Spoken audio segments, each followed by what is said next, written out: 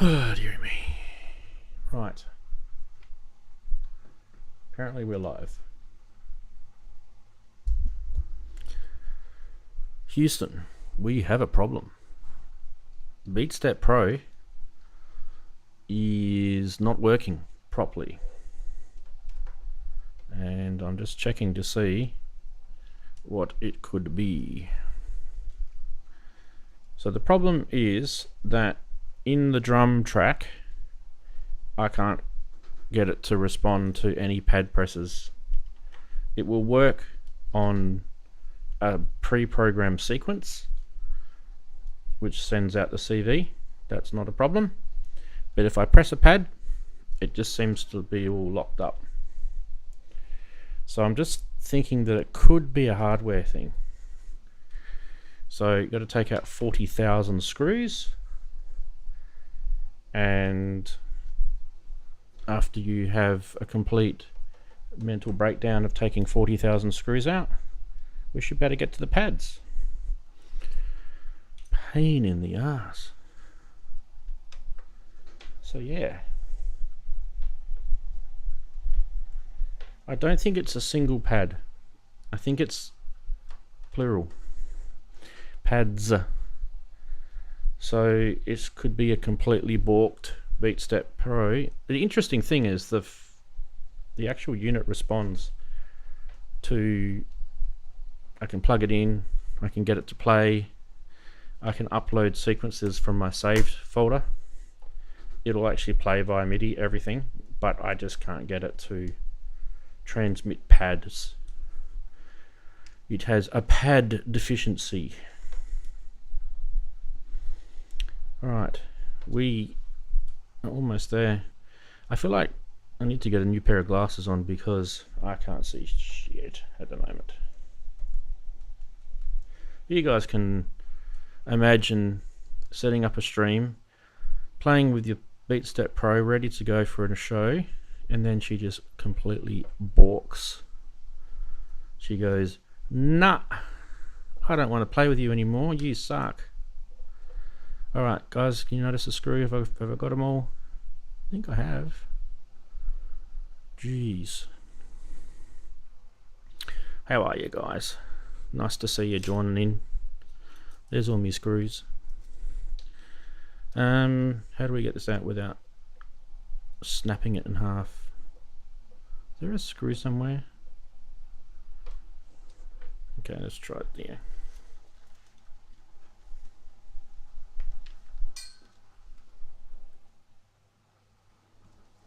Something just fell.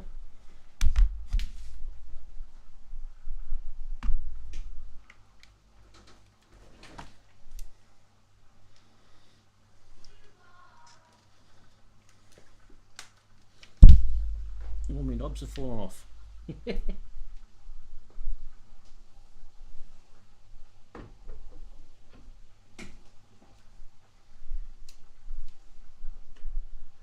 One. Knobs falling off everywhere, left, right and center. What's going on?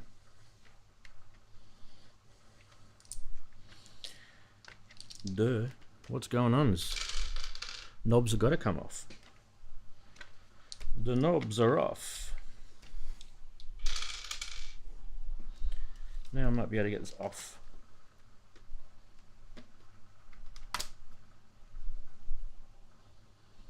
Okay.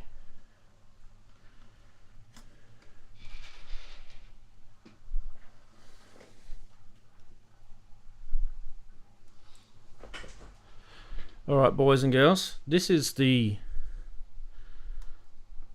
back of it, underneath where all your pads are. And I don't know if that there moved. If that there was like that inside, this all looks like it's moved. And I don't know if I just did that, but I feel like that could be the major problem.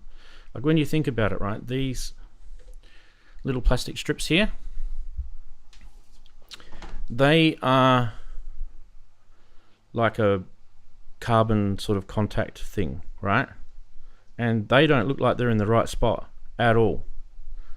To me, that could be the culprit. And if that's the case, boys and girls, I'm going to be a happy camper, because that should be an easy fix. Did you guys see that? That was all ski whiff, right? That was all like these little plastic lugs. They're like little plastic lugs, right? They're actually like little pins here. Can you see those? They were all in the wrong spot. What the hell, man? Who did that? Probably me. Blame the abuser. Alright, now we've got to get this in.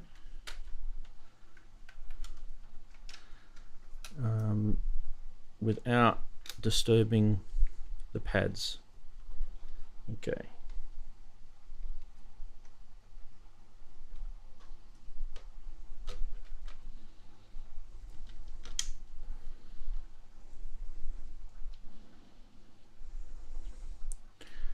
And I kind of feel, yeah, unless I've dropped it from a great giant. I've climbed Mount Everest and I've gone, fly you little babies, and dropped my BeatStep Pro from a ginormous height. Anyway, let's get these screws back in.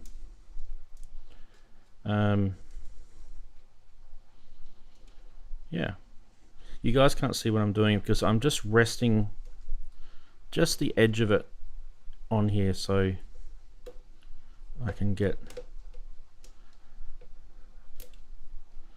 these to play ball again.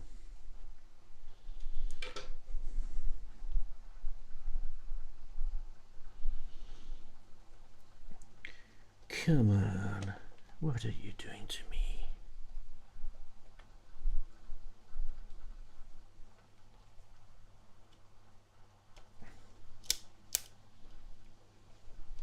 Don't worry, I'll bring it back in camera in a sec. Like in the middle of, if I rest it,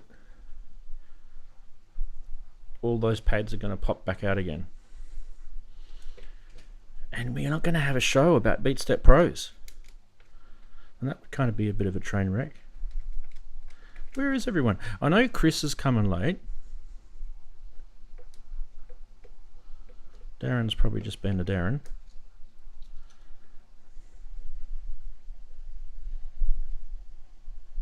I don't think Ian's coming. If we can get 4 or so screws in here at some sort of reasonable conjecture, we should be able to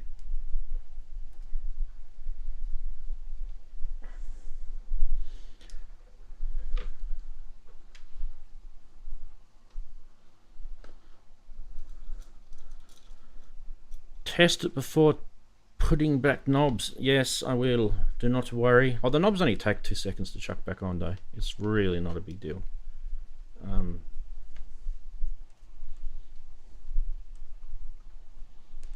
Alright. You guys are going to get excited by this part. I have got 40,000 screws to put back in.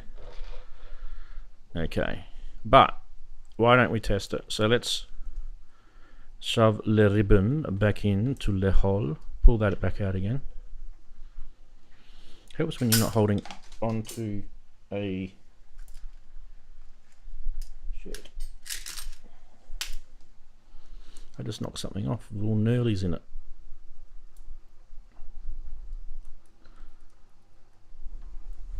Come back out, you bastard. Stay out. Stay out and go in at the same time. There you go.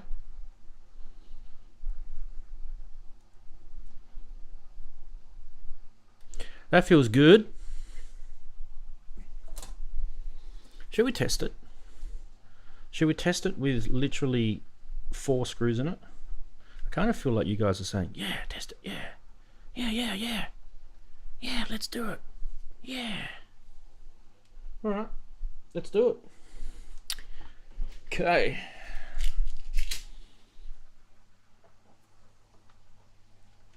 Are we ready for explosions?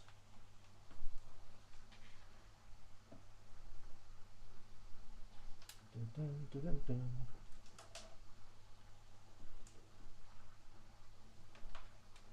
Okay, the good news is, you guys can't see this.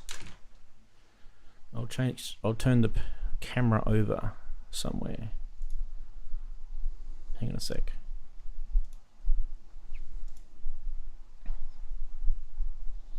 Oh, don't crash on me, please. PTZ. Here we go. Connect. Zoom.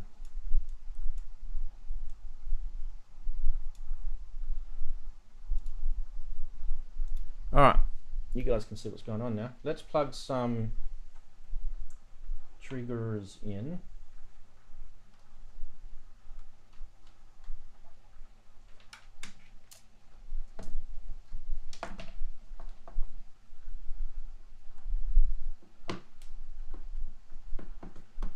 Not triggering. I wonder if I got those pads around the wrong way. They're not the pads, the little sheets.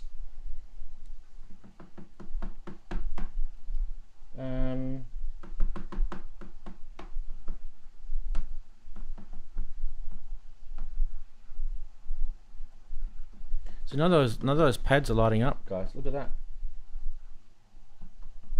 Completely dead as a doorknob. Something strange. Something's definitely strange. Let me bring it over to the computer and you guys can see.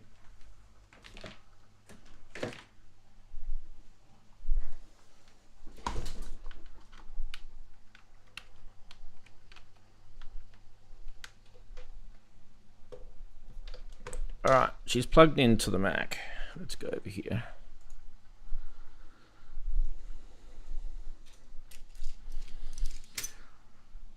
Move all those out the way. She's plugged in, right? If I click on drum track, none of these pads are lighting up at all.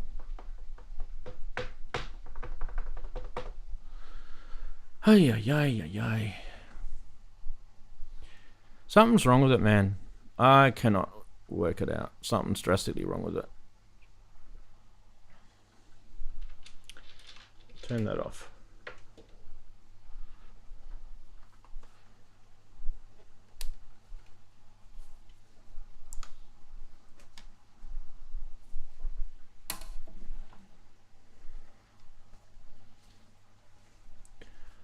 So the pads are kind of in this section here, right? This is definitely connected. This is the little... Now, this thing here, I'll pull that out. That was definitely connected. I mean, we can give it a real good push.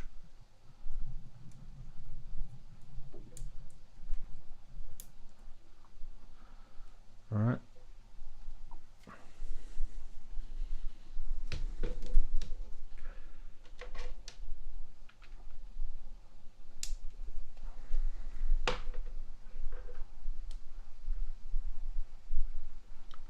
They're just not working at all. So it's not the ribbon. I don't think it's the ribbon cable. I think there's something really like nastily wrong with it. And we're about to give up, people, I'm afraid. Andy? It's a BeatStep Pro.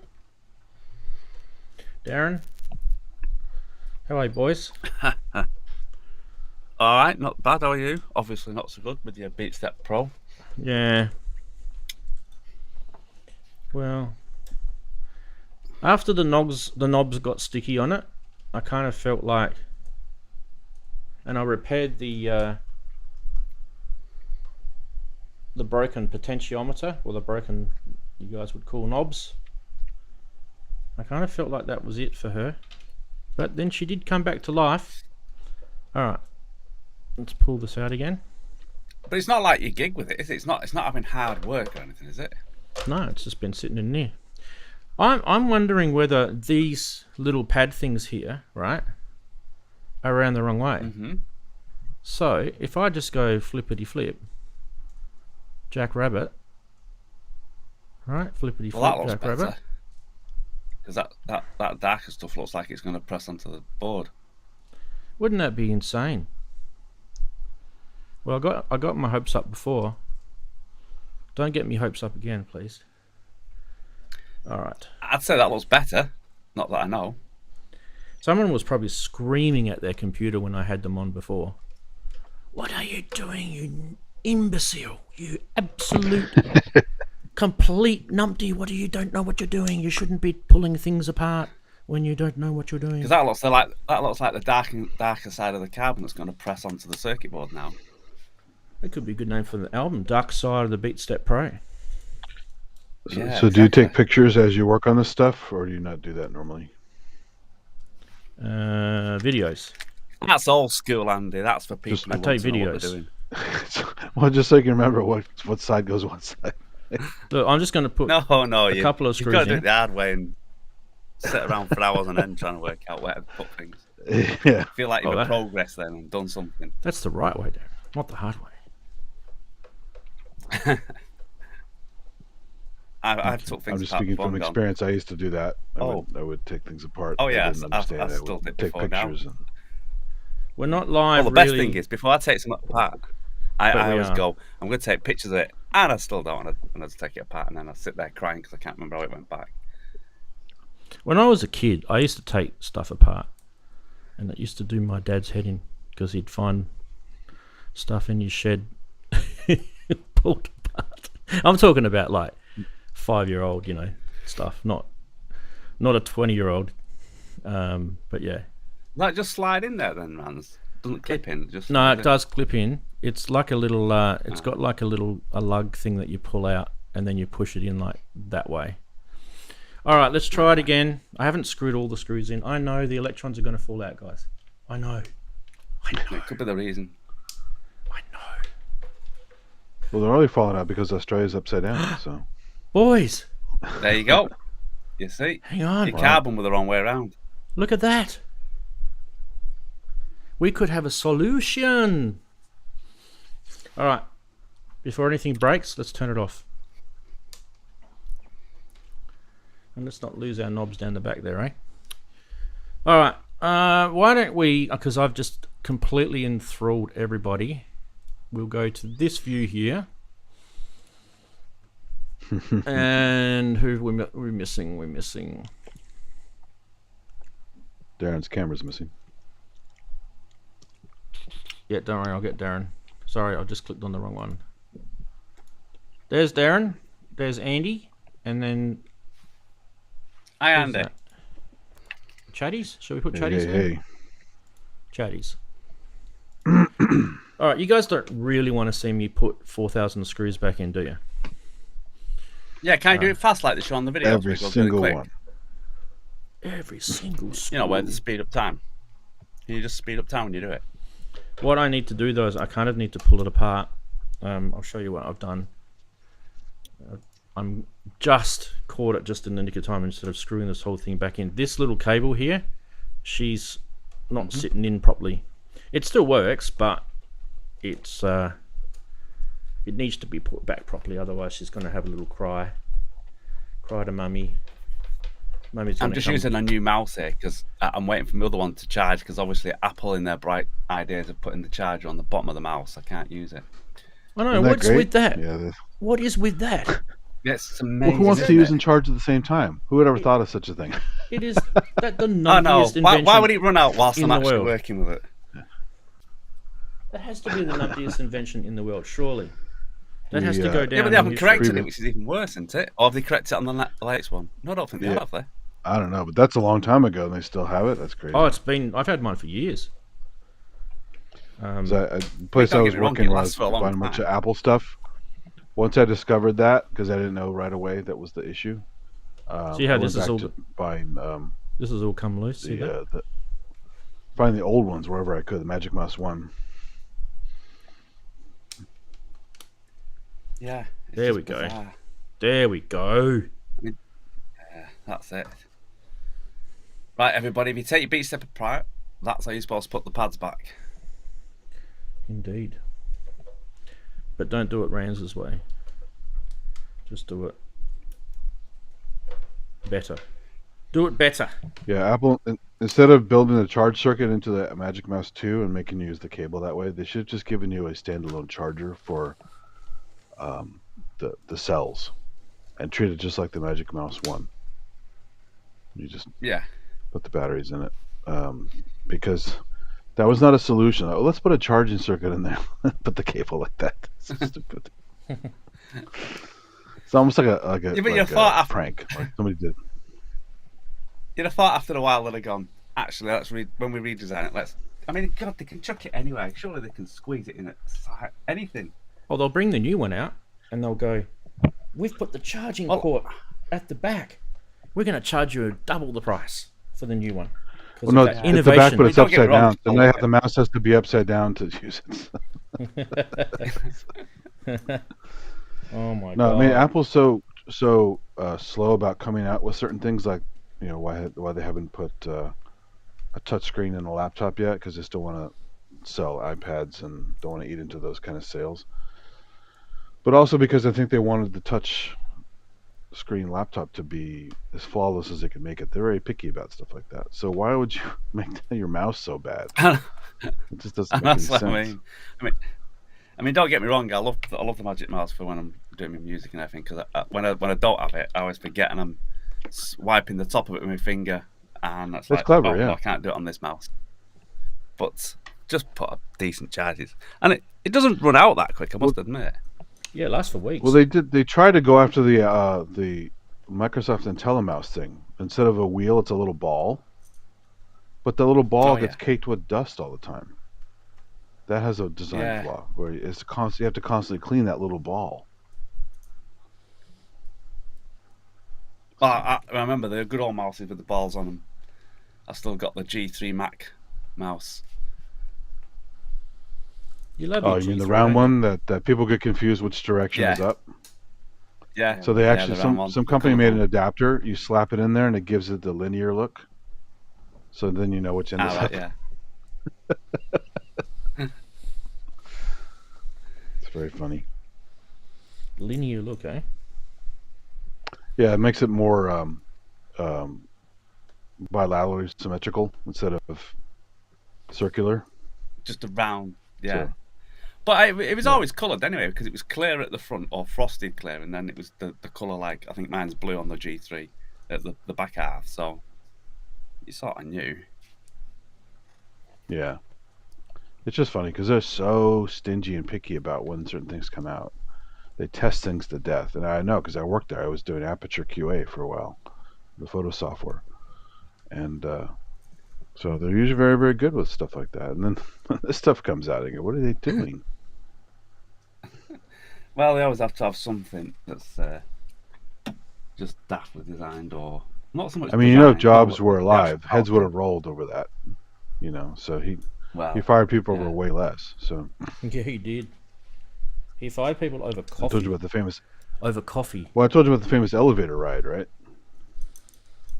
Probably, but say it again for everyone else. Did you? The Infinite Loop building, the original headquarters before they built the spaceship. It's called Infinite Loop. It's the 6 buildings in a big circle. And Infinite 1 was the headquarters building, so it's a little bit bigger, and they had 3 floors. So he would be at the top with the other executives, and there's a little elevator going between the floors. But it's so short, most people just took stairs. But if you happen to take the elevator down or up, and he was on there, he would ride it on purpose. He would corner people, and because he was so plugged into everything in the company, he would know what questions to ask. If he didn't know you or know where you work, he would ask you, grill you, like, hey, what are you working on? What department are you in? Well, how's this problem? How's this going? Blah, blah, blah. He would like, no, right? And people would kind of freeze and like, or just say something really stupid, and he would immediately catch you, and you might not survive to see another elevator ride. He might fire you immediately. And so HR was really freaking out because of the legal problems with that, right? So they can say, you can't be doing that, right? So he got away with it for a while, and one of my neighbors, coworker, even though we worked on different things, said he survived 2 of those rides. The first one, he was a little like, whoa.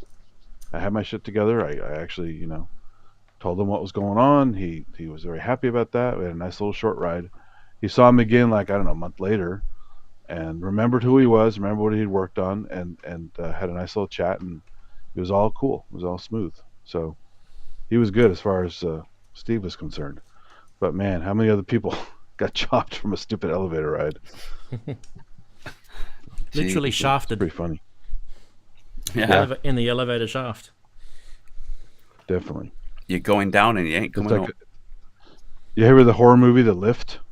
About the haunted elevator that kills people and eats them? Nah, it's a horrible, haven't seen that one.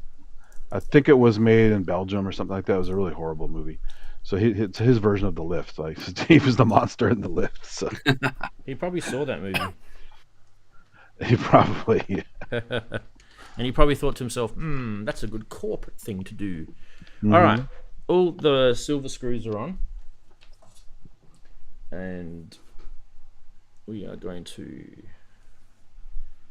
put the back on. What's the bet we put it all back and it doesn't work? And it doesn't work. Yeah. Yeah, usually the case. Oh my god. I've got a show. I have that with me. About BeatStep Pro, and then the BeatStep Pro just didn't want to work. So you haven't used it in a while? No, I was using it, and I took it apart just before, and I must have yeah. When I put it back together, just like literally before Flip you guys parts, came on, yeah. I must have put the things back on the wrong way around because I'm kind of stuck behind the microphone here and didn't really watch what I was doing. But whatever it was, it solved it. So it could have been a combination of all the above. Taking it apart, putting it back together, making sure the pads were... I think what it was the pad things were kind of off on a different spot. They weren't actually aligned. So that it's like as if they've come out. I haven't dropped it, but it's like it's been dropped. Well, there you go. That's weird. What's weird? Well, talking about your BeatStep Pro, I'm just getting mine out now. I've not touched this. His is broken now too. No, well, not exactly. So I've not touched this for God knows how long. It's the warped one, so it was the early one. But I've just noticed now, I've just touching, the knobs have become sticky. Yeah, they're sticky, man. And they weren't sticky. Oh, wow. They weren't sticky about a month ago. Yeah, and all of a sudden they've become sticky. It's a shelf life thing, right? It's not it's literally a shelf life thing. So oh yeah. That's another thing you got to worry. Wait, You got to no, wonder in a about the materials testing. Like, there's ways to accelerate these things to simulate age, and they could actually simulate these getting sticky if they really bothered to try. I guess they don't give a rat's ass. So. probably not. I mean, I suppose I can always switch. Rather than clean them, I'll just Change them if I wanted to, I think.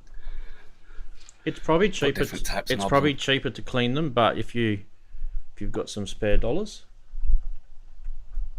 Yeah, just give them Yeah, a good well, wipe I down don't isopropyl use and mine. all them. or you could. One guy told me, I haven't actually tried this, but you can get some old baby powder, talcum powder,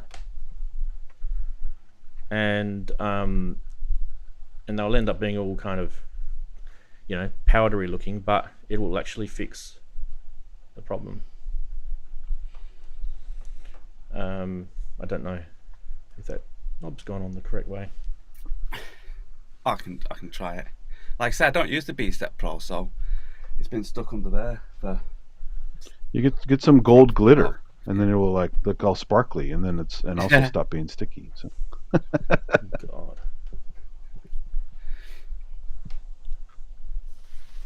Darren will attract a new Get the bling audience. model. Yeah. It'll be purple anyway. Yeah, you can get purple glitter. Yeah.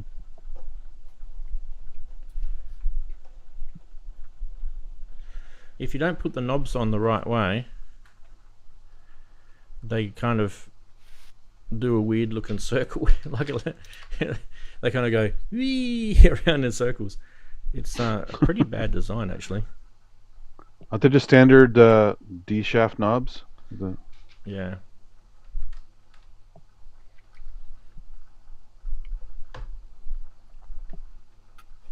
Yeah, mine's still. I use my obviously my BeatStep Pro all the time. My BeatStep Pro's been in a bag for a while. I should check it out and see if it's sticky or not working.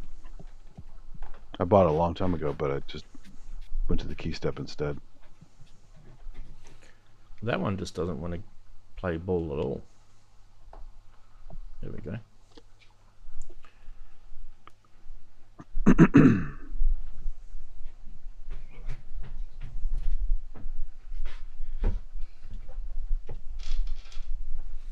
Oh, this is exciting, guys. I'm putting knobs back on.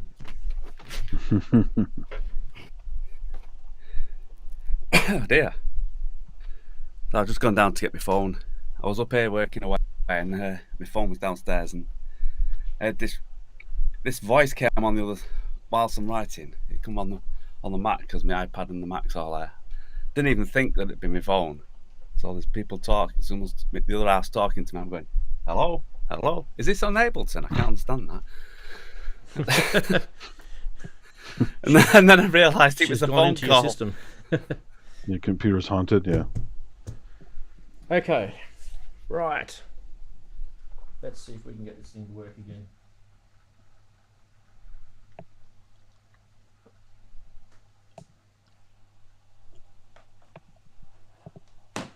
Right, what have we got here? Trigger.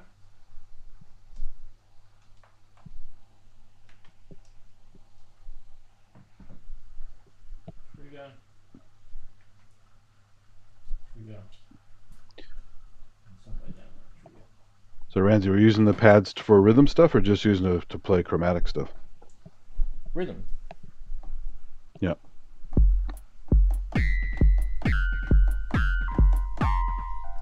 Yes. There you go. Oh my God, guys. That would have been a complete train wreck of a show. Woohoo! Right. Let me see if you guys can see this. A little bit of a delay on that camera. Good. Happy days. BeatStep Pro leaves another 10 years. Hooray! Right. No TikTok today, people. Because for some reason, Streamlabs have lost their ability to get TikTok, so I have to wait for Streamlabs to get that back. But we are streaming on Trovo, which I have no idea what that is. Hello to anyone who's watching Trovo. I don't think anyone watches Trovo. And obviously we are on. I have no idea what that is. We are on Twitch, and mostly we are on. We've got one viewer on Twitch right now, and mostly we are on YouTube. So let's do this. Now that we've got a show.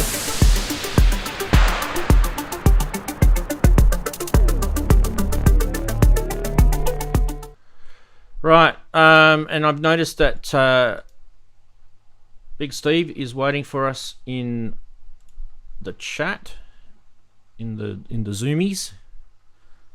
So let's put Steve in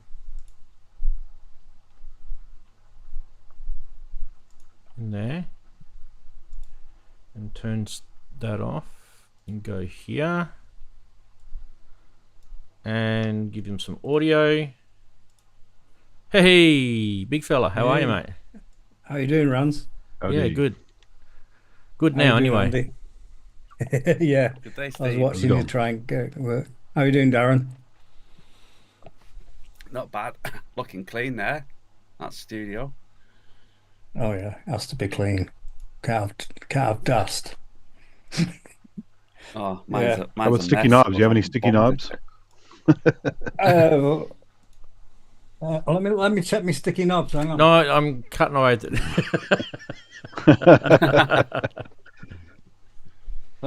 Oh yeah.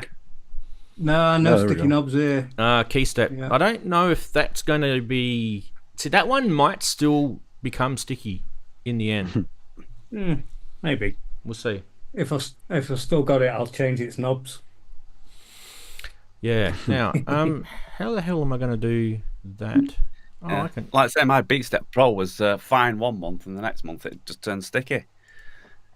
Didn't slowly, gradually get sticky. It just went from not to sticky. I have that. I have that on my Access Virus KC. The end cheeks and the side are sticky. It's really weird. Yeah. Yeah. All right. And last week we had technical issues where I couldn't play audio. Can you guys let me know if you can hear crickets right now? Yeah. Yeah. Can hear it. Oh yes. I've fixed that. I've actually worked out what that was, and it was a hardware issue. So that took me. So there's two hardware issues I've had. The BeatStep, just then you guys saw that with your own eyes, and the other one was a hardware issue with the. It's a bit hard to explain, but I've got a Mac sitting over here and a Windows PC sitting over here, and the Mac has got all the. Basically, that's one music studio. It's got everything connected through my RME, Digiface, ADATs, and all that sort of stuff going in there. But I also have a Persona Studio 192 interface on my PC, and I need the audio to go from the Mac to the PC, and I don't want any ground loop noise, so I've got another ADAT connection going between the two. And for some weird reason, it had reset its bitrate. So it had gone from whatever it was supposed to be, 96K or whatever, and it's gone down to 44.1 or something like that. And it was just sitting there, like the lights were on, everything was fine. Do you know how long it took me to work out that's what it was? I literally had to check on every single cable, every single setting, and then I got to it after about 2 hours of pulling my hair out. Not much hair to pull out, but still managed to find some strands to pull out. And then I just saw this little thing on the back that I thought to myself, that's ADAT. I wonder if it's gone and reset itself. And I went into the software, and behold, it was sitting at 44.1, and I just clicked it back up to 96 or whatever it is, 48 or whatever it is, right? And then bang, I got sound again all of a sudden. It's crazy. And that's just it's because I don't use it a lot. I only use it during the show, that connection, because I don't really sort of. It's funny how it didn't just play badly. It just didn't play at all. No, because the word clock would have been out, right? Oh, is that what it is? Okay. So you wouldn't have got the sync, and when the sync's out, it's all I've never used ADAT, so I don't. Yeah. Anyway, so that's good. We should have have my videos. coaxial on my Yamaha mixer as well. I had to put 44.1 in, and I obviously was running 48 all the time. And I was like, why is that not working on the mix? There's nothing coming out. And it just won't accept 48. It was an old mixer. It's that was it OV1 with this. Still got the best motorized sliders on it though. Obi-Wan Kenobi. Oh, that one. I know someone who made the the special firmware for that. Yeah, that's a good one. You guys can join us, or join even Steve in chat. He's doing Zoom. Now, is Zoom this button? I forget. Which button is it? Is it this one? Oh, got it right. So the link is actually pinned in the YouTube chat. But if you guys are watching on Twitch or any other platform, that's what you type into your browser and you can join us. If you've got the Zoom app, you don't have to have it, but if you've got the Zoom app, it does help with settings. Like if you want to share your synth sounds and stuff like that, it does help. But even still, I think the browser version's just pretty good. I use this WebRT, so it's pretty good. All right, guys, let's get stuck into the show. Sorry about the delay, but you guys saw it. That's why I thought I'd share it with you. That way you knew there was stuff going on. We have got a big show today. As I always say, I know it's kind of almost cliche now to say it, but it is. It's crazy how much stuff is coming out of this world for us musicians. It's absolutely crazy. So there is 9 products to get through, and they're not all Eurorack, and in fact, actually hardly any of them are Eurorack this week. So for those people who don't like Eurorack, you'll be happy. There's a lot of non-Eurorack stuff coming through this week. hopefully you guys will enjoy that. Some of them are really, really cool. Like, I actually never even heard of some of these things, and I come across it during the week, and I'm like, oh, I'd love to be sort of getting my hands on that stuff. So stick around for that. We've got a doozy of Funny Side, another one, I reckon. Last week, I think, broke the internet, but this one's got some advice, and I think some of the advice may not be very good, but we'll follow that advice with trepidation. And when we get to Funny Side, sorry, well, not Funny Side, what am I saying? When I get to Price Watch, there is something really interesting in there that I've found that I think you guys are going to want to know about. So I found a couple of little deals during the week, and they're still, I believe they're still live. So sometimes it kind of disappoints me. I find it during the week, get it all ready for the show, and then I check it on Saturday at some stage, and it's sold. And I'm like, do I show it sold? Sometimes I do, if it's really, really, really good. Okay. What we're going to do too, guys, is just a little change of things. And Darren, I'm going to put you on to remind Ranz, because Ranz is about it. My memory is not like an elephant. I thought you were going to say you're going to put me on to mute. Remind me that we've got to do this. So when we get through, after we finish Price Watch, we're going to do How's Your Week Been Then? Okay? So I've had some feedback, and everyone's saying that they want us to get straight into the regular segments and you know, get the news out of the way, everything like that, and then we get through people and Saturday Sonority and all that sort of stuff at the other side. We'll see how that goes. You guys in chat, let us know if you like that format. It's not a massive change. It's just kind of moving something from one part of the show to the other. They're just saying they don't want to know much about us.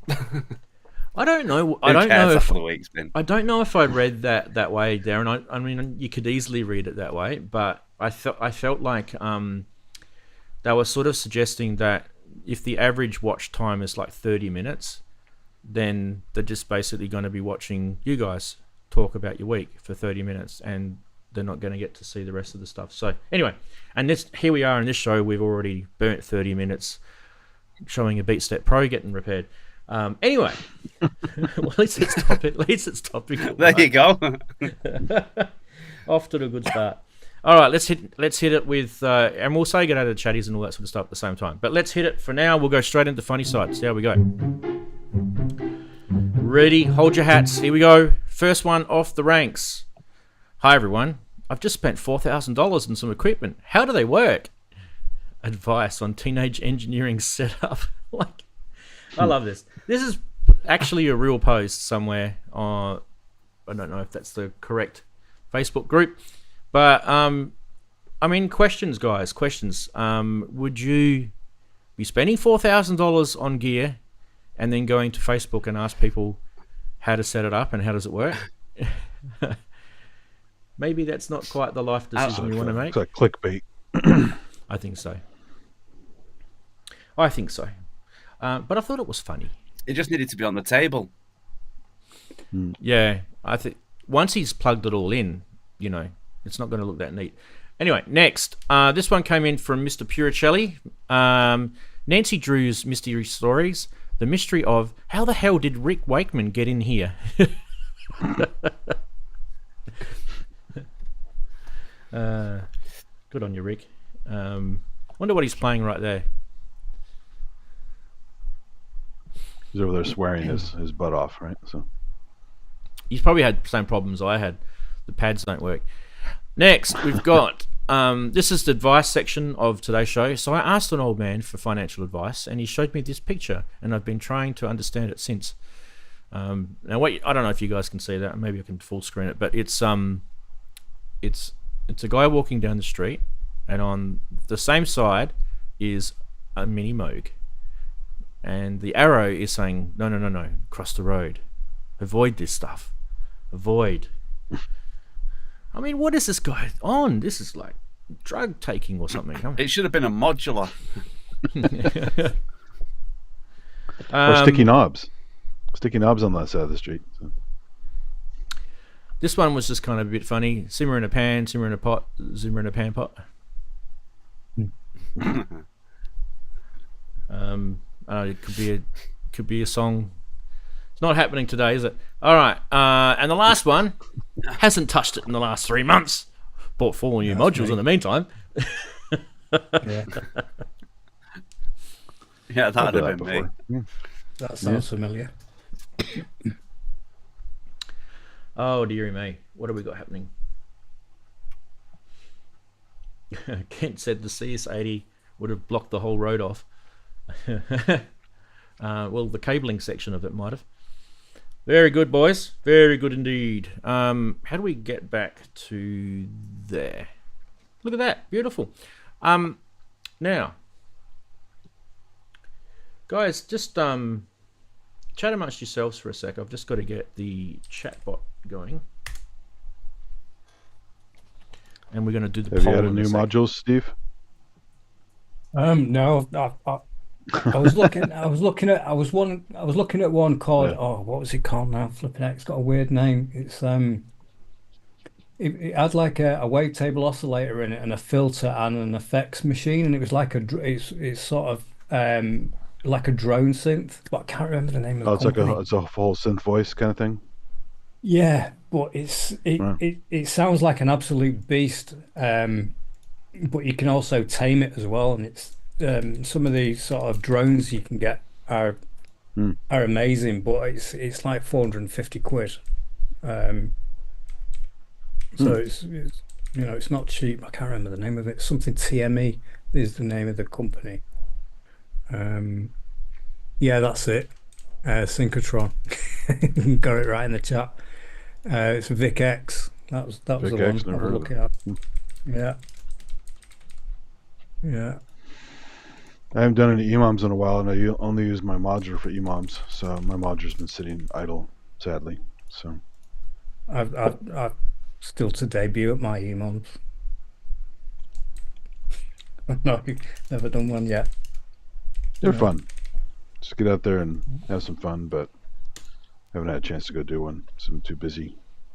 I was having a bit of a mess last night on it. I've forgotten how to use it.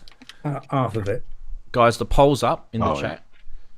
So you guys can vote for your favorite meme. Just to remind you, the options are, so when you want to vote, exclamation mark, no space, vote. So exclamation mark, VOTE, space, and the number that corresponds to your favorite. So 0 is Teenage Engineering 1. 1 was Rick Wakeman. 2 was Financial Advice. 3 was the Zimmer Panpot. 4 was the Hasn't Touched for 3 months 1. So chuck your votes in. So you guys don't just put the number in. You got to go exclamation mark, vote. No spaces. Exclamation mark, vote is all one kind of word, and then space, and then your number. Follow what everyone else is doing in the chat. So I'll give you an example. Wagoo has got the correct format. Just change the number to whatever it is that you want. There you go. They're starting to come in now. Here we go. We've got quite a lot coming in. So just remind you guys again, 0 was Teenage Engineering, 1 was Rick Wakeman, 2 was the Financial Advice with the Mini Moog, 3 was the Zimmer Panpot, and 4 was the Hasn't Touched for 3 months. Everyone's getting the format right now. There we go. Well, it's going to be a close one. It's going to be a close one. I've got off beast. You can't vote for 7. There is no 7. You're a shocker. All right, and we'll just give it a couple of seconds more, and then I'll stop it, and then we can have a look who. I think most people have stopped voting now. Have you guys voted? You blokes there? Yeah. Yep, all good. Steve, I know you have. Yeah. Andy, you haven't Oh, voted sorry, yet. I forgot. I was trying to think. I didn't find one that was. Let me find one I really like this time. It's not for you What we're this saying week, is, mate. it wasn't a funny one there. Tracker Jack's trying to crash my chat bot. The modular one. I think I'm abstaining. All right, here we go. Should we do it? Boom. The winner is Hasn't Touched for 3 months. Gets a win with 8 votes. Very close though was the Rick Wakeman one. That got 5 votes. Nobody voted for Teenage Engineering. They didn't find that funny. Maybe it was a bit too personal. I'm not sure. No. If it had the table on, I might have done. I mean, my point on that one was like, why are you buying $4,000 worth of gear if you don't know what to do with it? It's kind of like silliness, right? We should. Well, you say that. I mean, there's a lot of things I buy that I don't know what to do with once I've bought them. Yeah, well, how many times have we bought something from a YouTube because of a YouTube video, right? And I then think go, we've all suffered from that one. Yeah. Okay. News time. Let's get stuck into it.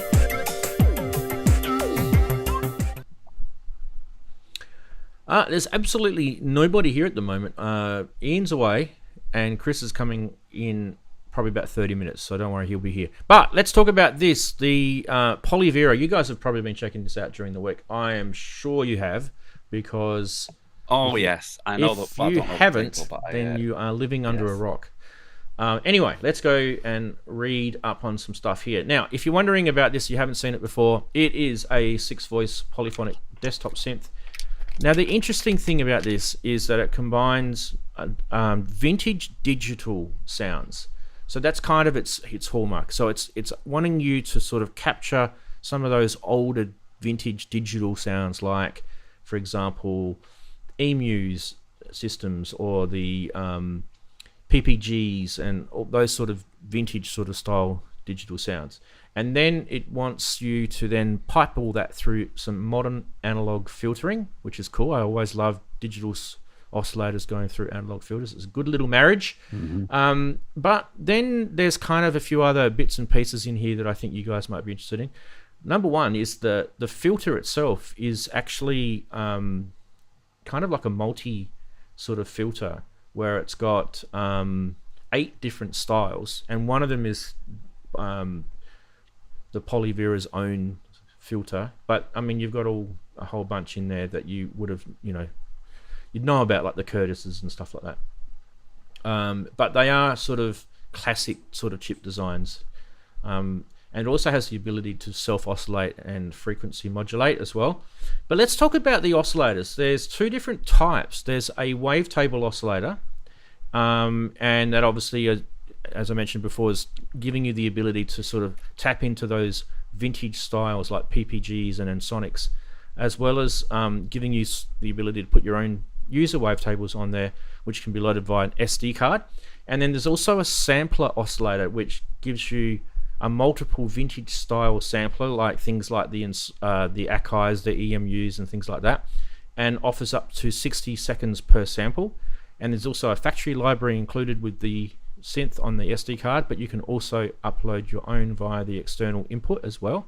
So you kind of have now like an oscillator that can play wavetables and an oscillator that can play samples, and you can then merge all that through that cool, well, the choices of those cool analog filters. So that's pretty cool, I feel. Anyway, let's have a little look at the video. We'll get that fired up for you guys. We'll pop that into there. Hi, I'm Stefano.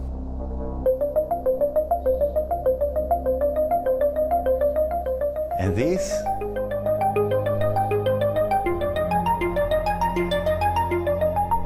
is what I developed for the last 4 years.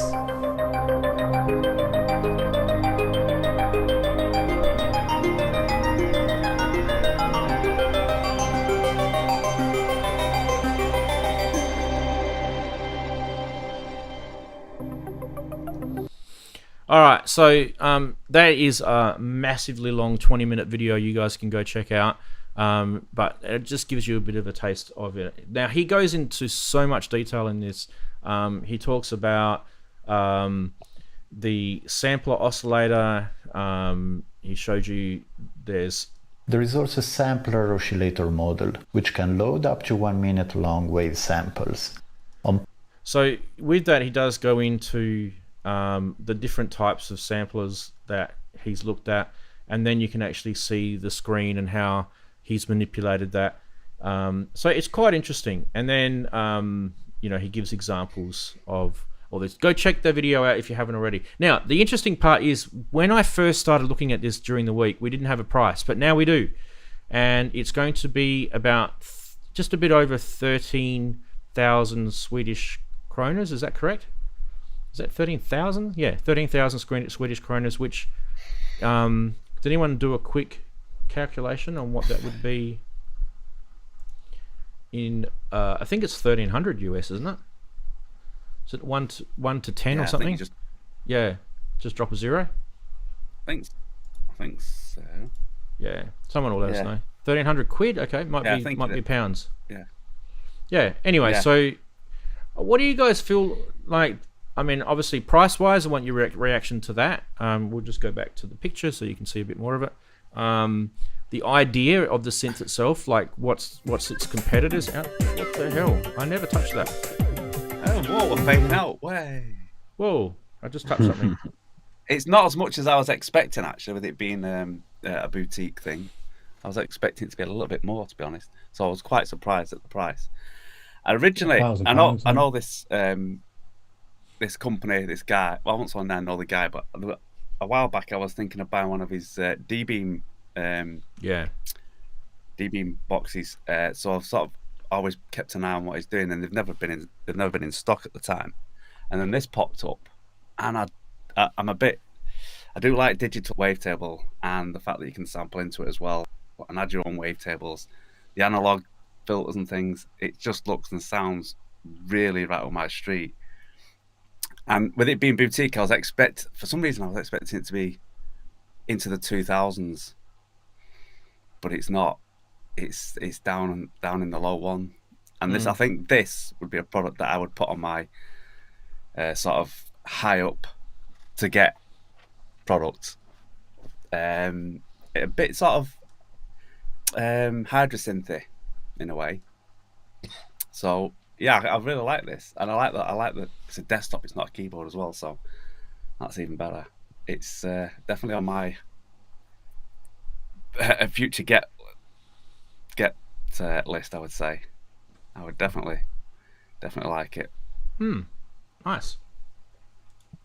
What do you guys think there might be a competitor for this? What would that probably be?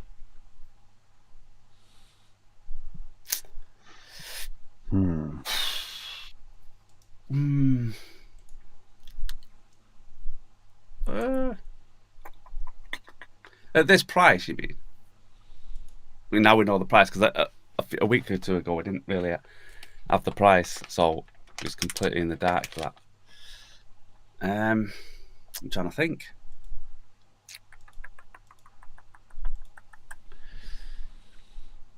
So what about the Imagine. Yeah, keep going. You go. No, I was going to say, go on, Ranz. There's a few. The Waldorf. There's a few Waldorf synths that can do similar things. I mean, obviously the Quantum was probably way out of its price, but it can do similar stuff. Having also the analog filters as well. The Novation Peak has the user-based wavetable stuff. In terms of sample play, it's not in that sort of zone, so it doesn't really get it there. But what it was does the limitation of 1 minute for the samples? Is that? I don't know about that, but it does have the analog filters on the Novation Peak, so that's another plus, I guess. And I'm thinking some older synths can do similar things, like the Innosonic SQ80. And there's some hacks now with the old firmwares where you can actually load your own wavetables on those old Sonics as well now. So, I mean, it's been around for a while. There's not a lot out there, though, is there, really? Not a lot, no. Not in this particular sort of marriage, is there? Yeah, it's sort of like quite nice and niched, and I would say not overpriced for a boutique instrument. It's not like a big, massive Korg instrument or anything. It's a boutique company. Yeah. But I mean, I think the other thing too is this guy, he's been working on this, like you said in the video, for 4 years. So, and I wouldn't be surprised if he kind of started working on it even before that. The idea was probably floating around in his head for a while, I would suggest. But we sort of, when we're looking at a synthesizer, especially a polysynth, we're kind of looking for ways to make new sounds, especially now that there's just so many musicians out there in the world, and you got to be careful now because there's that sort of surgence with all the old gear that Behringer are remaking and other people are remaking. You tend to get into the trap where you can sound like an 80s or a 70s artist. Do you know what I mean? So sometimes you've got to sort of introduce new sounds, and new ways to synthesize things is always a good thing, I think. And the price was not too bad. The price was. Yeah, I mean, what's the peak? It's about around the same price. About the same price. Yeah, I think the peak's got a couple more voices on it. I think it's got 8, but it doesn't do the sampling thing kind of this, as good as that. So, yeah, this will probably, and I mean, like you mentioned, the Hydrasynth. I mean, the Hydrasynth is all digital, so it doesn't have that analog section to it. But the digital filters in the Hydrasynth are amazing. Yeah, like I said, I do actually like this product that's come up. I say I was originally wanting to get his D-Beam because you can even do CV with that D-Beam and MIDI, which was going to be quite interesting. So I've sort of kept an eye on him for quite a while. And he's kept mentioning occasionally that he was working on things, but I didn't know it was this. Yeah, well, anyway. The crazy thing about the Hydrasynth is machine learning to build those filters. It's kind of cool. Indeed. Yes. Dean Beam's rule, says Wagoo. Right, should we move on to the next? Oh, yeah. You guys want to move on to the next? Here we go. What's this? We have the Synopticonic Eye. This is what this thing's called. This is by Ombot, the Synopticonic Eye. It's a chaotic noise synthesizer inspired by ancient analog technology. Now, I don't know what that means. Vintage analog technology, maybe. It generates unique and ancient aliens. Yeah. It's an experimental Stargate thing. Yeah. Let's have a look at the video and you can have a listen to it, because I'll tell you the price after the video, but I think you guys will probably find this interesting is a good word. Interesting.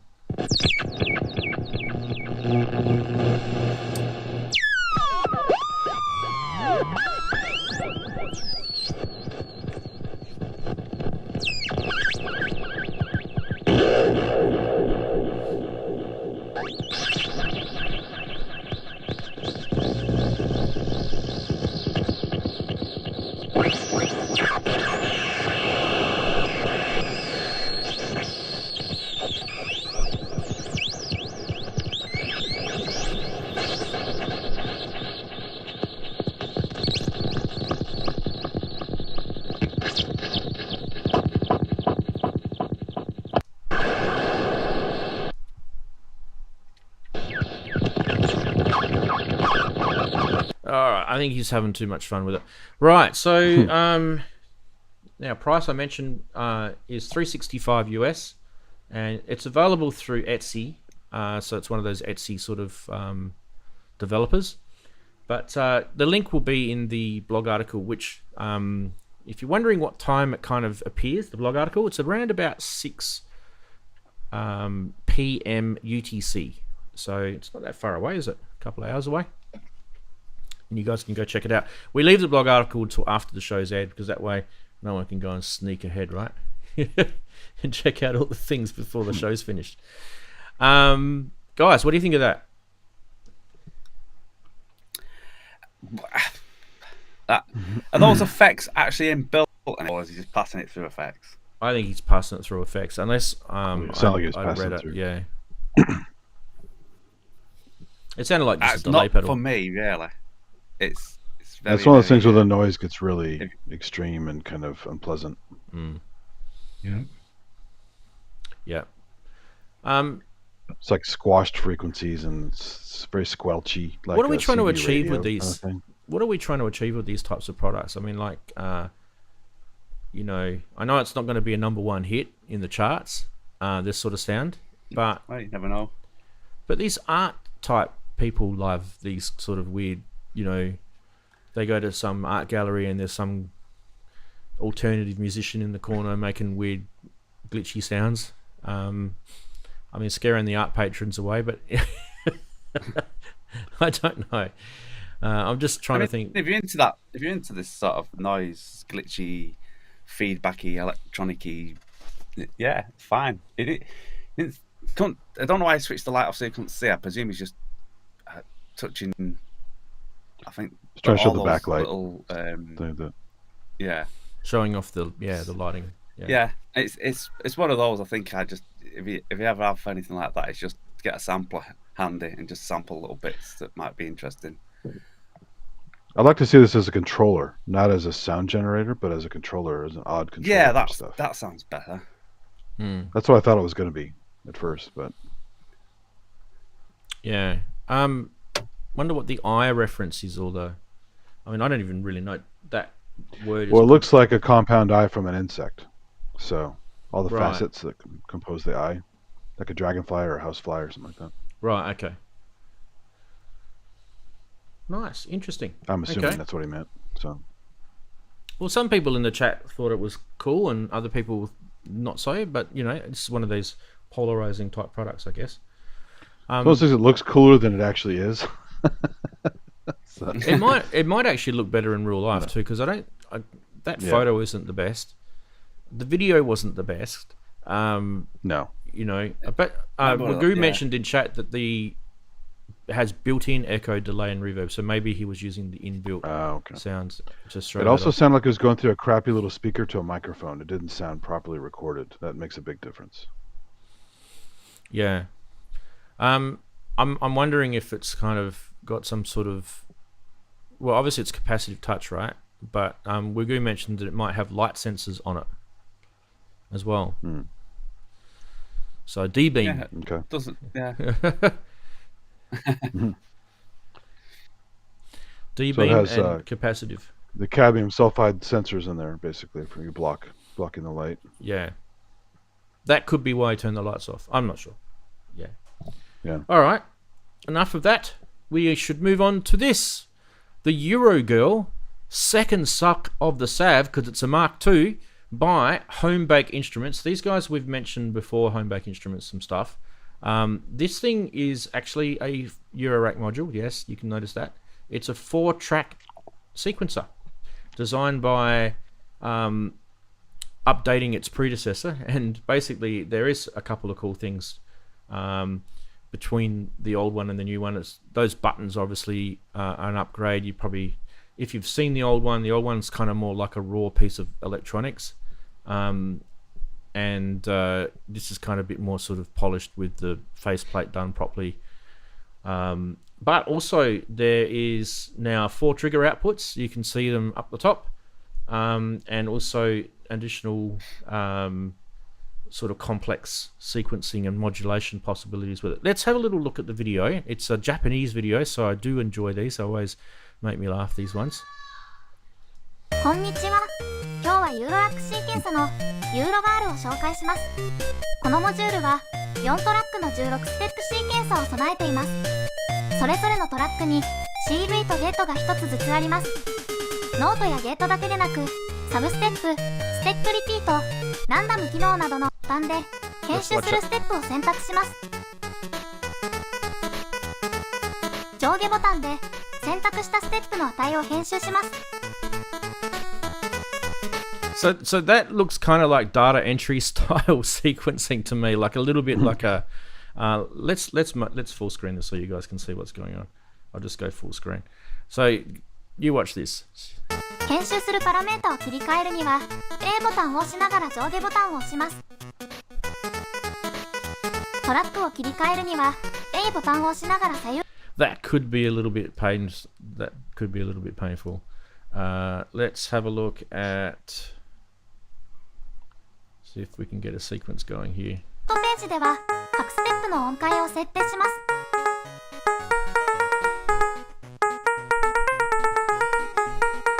スケール機能を使用すると簡単に音。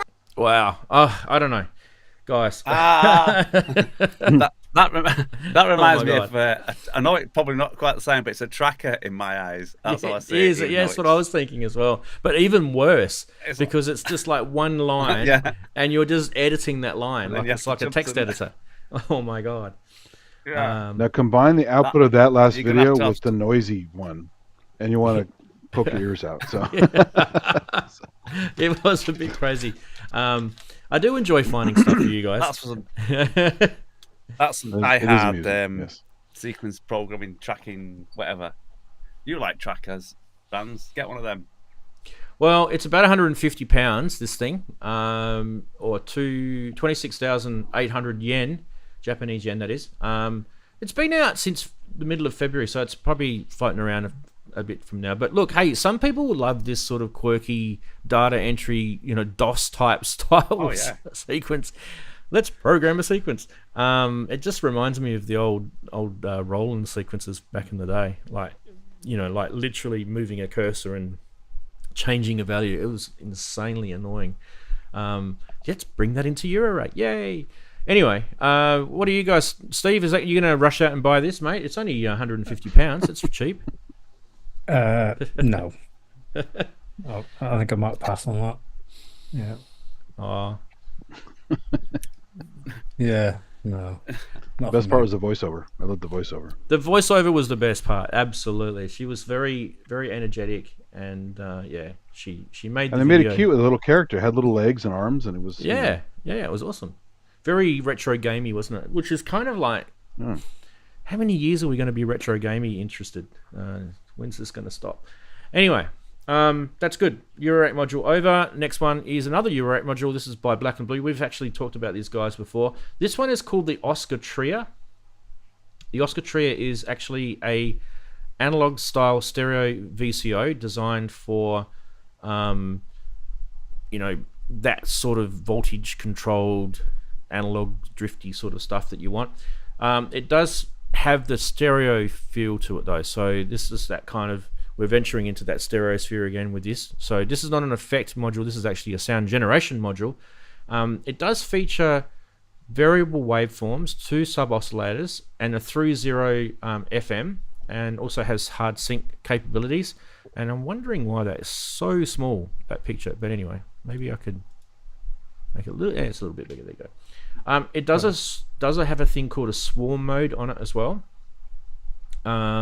which is great for like rich super saw sort of stuff. And it does also have a chord mode, which provides a stereo chord generation with up to 20 selectable chords. So yeah, it's 10 HP, and it's 241 pounds and some change, which is the conversion. Now, do I actually have... I don't have a video on this, sorry. I don't actually have any audio on this either. But yeah, so that kind of sucks. We can't hear it. If I do get an update on this, I'll obviously post one on the show. But I think what sort of flagged me for this being interesting was that chord swarm. See that knob up the top left? How you can change from sub to chord to swarm, almost kind of similar to like the Waldorf Rocket. That sort of feel, hasn't it? Yeah, it's quite nice and clear. Colors too. It's quite clear. Yeah, I like the sub on and that sub pulse width sub. Yeah, absolutely. Yeah, pulse width on a sub. It looks. Can't go wrong with that. It looks nice, and it's set out quite clear and nice. I mean, over to you, more modular people, because as you know, my modular doesn't get used much. Indeed. I think we need to hear it. BlaknBlu have done some good stuff in the past, so we do need to hear it. And I'm sure if there is a video, I will bring it to you guys ASAP. Maybe even next week. We'll see how we go. All right, moving on to the next. We've got this is a second. Steve's post. He has a pear-shaped character on the rocket. All right. Let's get to that real quick. There it is. Hey, what's going on with that? Get off. Get off. Get off. What are you doing on? There you go. Thanks, Steve. Very much appreciated, mate. Okay, back to this. This is the Arcaico Dominus. Now, this is another second suck of the Sav, the old Savoy. Why? Because they've just really, basically, all they've done here is just change the phase plate on this.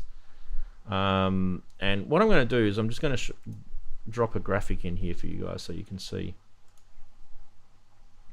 Can I drop the graphic in? Yes, I can. It's a JPEG, yay. Oh, I know why it's a JPEG, because I did it. Okay, that also helps. Let me take the other one off. There is the new one on the left and the old one on the right. Now, why did they change it? Great question. Did they need to change it? I don't know. Do you think the one on the left is better than the one on the right? I think it looks cleaner and easier to under. Yeah? Yeah. I don't know. I'm going to go out on a limb here and say the one on the right's better. Yeah, I like that one too. Yeah, the right one's better. Mainly because I'm going to say with the left. All right, you go with the left. We'll go with the right.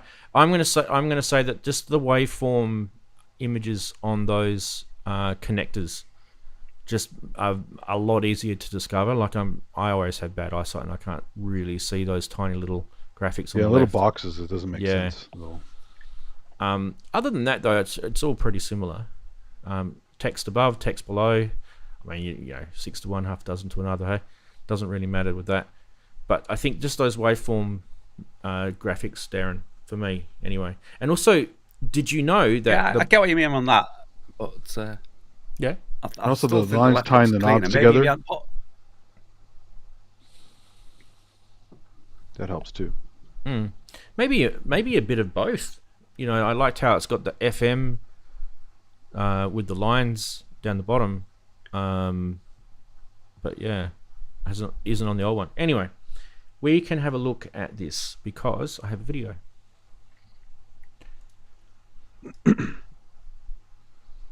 Dominus is a compact and powerful dual complex oscillator. It's Brian!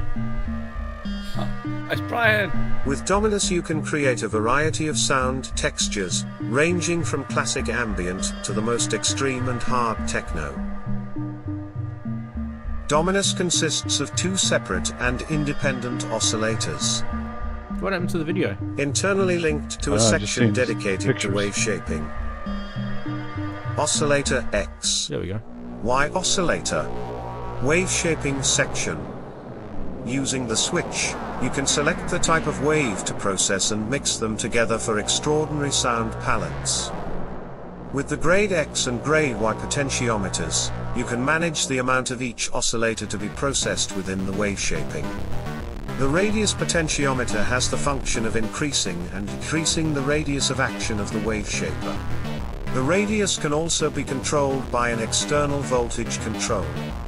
The sum output is the final result of the processed oscillators. We listen to oscillator X from the sum output of the Dominus. With the grade X potentiometer, we manage the level. And with radius we manage the radius of action of the wave shaper. Then with the grade Y potentiometer we add the second oscillator in the sum. Adjust the pitch and select the waveform of each oscillator. By setting the available controls we can create a huge variety of sounds.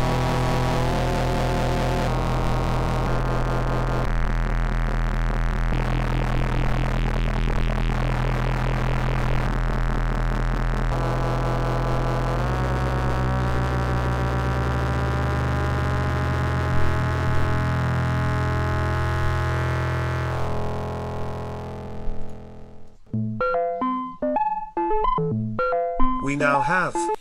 Well, there you go, guys. I mean, there's a 7-minute video to go and watch if you were interested in that. I thought the actual oscillator itself was really cool. For me, it's like a cross mod type, cross sync type oscillator. That's kind of the vibes I got from it, with a little bit of sort of FME ring moddy sort of, you know, feel to it. as well. Like you can kind of get those metallic sounds out of it as well. But I mean, that's kind of normal for cross sync, right? You tend to do that with the blending like a square wave, cross modding into like a different sort of waveform does tend to do that sort of stuff to you. Anyway, quite a powerful sounding oscillator. What do you guys think? Price? Want to know the price? You do. The price is 270 euros. Oh, wow.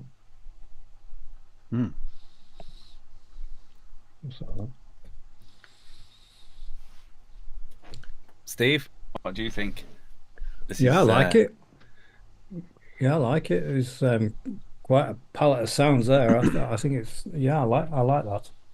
I do prefer, like Ranzee was saying earlier. I do prefer. What is that? The previous faceplate. Yeah, I do like. No, the how many 20... HP did you say? What? I didn't say how many HP it was. I can tell you though, it's 24. It's quite a deep module, Steve. It's 35 millimeters deep, which is probably going to push some of those shallow racks. But I mean, for you, I don't think that's going to be too much of a drama. No. Yeah. I like it. Yeah, I do too. I really do. I think that's it's a bit of a chunky oscillator, but I feel like visually it's kind of ballsy in your rack. You went, this is that really big beefy oscillator sort of sitting in your rack. Taking up HP like it should. There's a lot of controls on it though. Yeah. Now I believe so. This is information that I've received about this.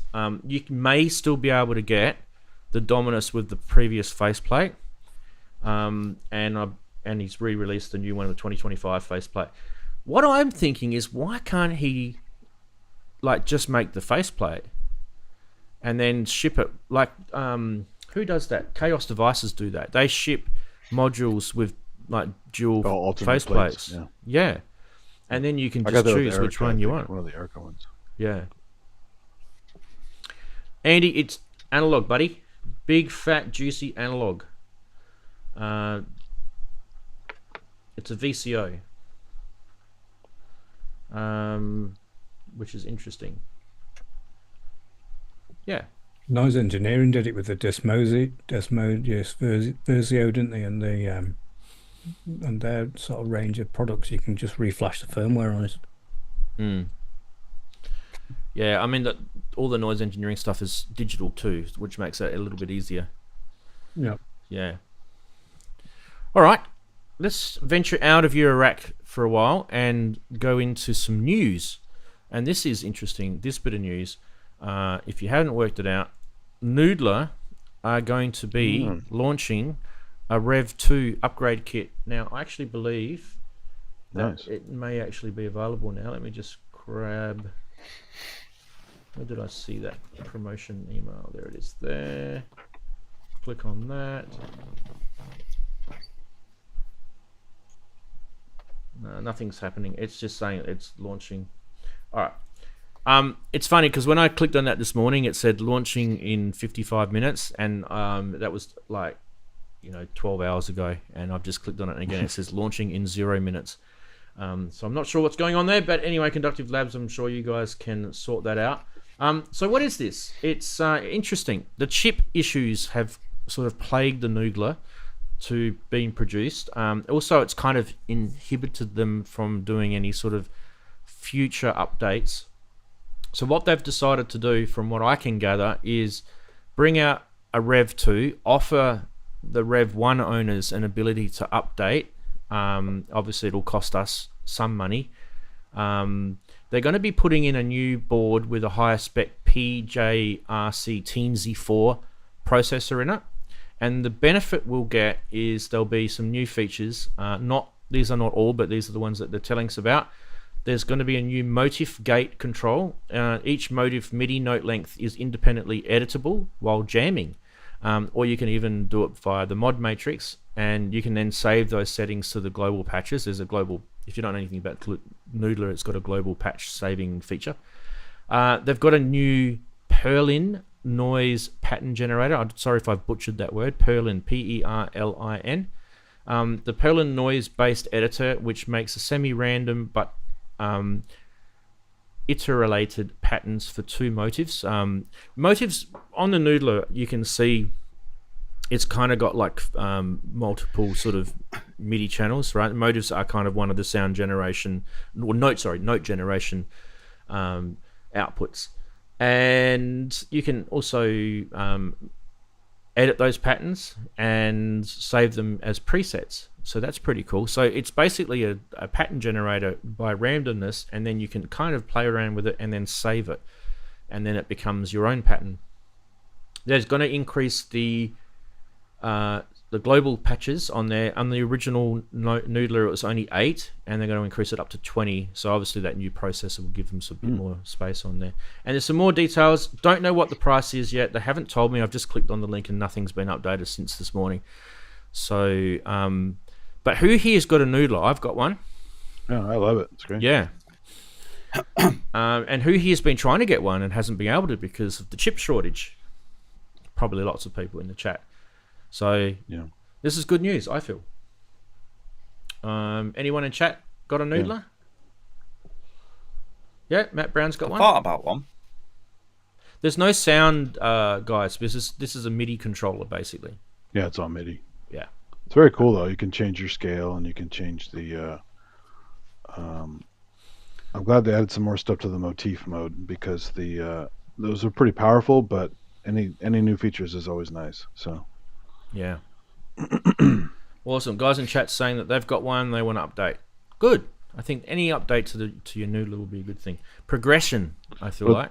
But it's also cool because it enforces the circle of fifths kind of rules too. So if you want to jam away and get used to, doing things more logically, music theory wise, your chord progression rules. Cool. Yeah, exactly. Yeah. Yep. Awesome. Cool. How much are they? We don't know, mate. They haven't told us. Yeah. So let's get to this. There's another Zoom product out, and I've actually got a H6. This is the H5. They actually haven't had an H5 for a long time. So this is the new one. This is called the H5 Studio. And I have the 8, the big spider-looking one. Yeah. So this one looks really cool in the sense that, do you remember not so long ago we showed the new Zoom mixer, that little portable battery-powered mixer, and one of the cool features of that mixer was the 32-bit float, so you don't have clipping problems, right? So this recorder has that technology built into it, which I think is friggin' awesome, because I've put my Zoom recorder away in the past because sometimes you've gone and recorded stuff and you've just got clipped inputs, and it's sometimes a pain in the ass to try and go back and look at the screen and see what your inputs are doing, and just to have that 32-bit floating recording system in it is really, really cool. 192K next generation capsule style microphone capsules. So they kind of talk about in the video. I'll show you a little bit of it. He gets pretty excited about it, this guy. They talk about it's kind of more sensitive but also more robust with the mics. And it's pretty important when you're buying a recorder.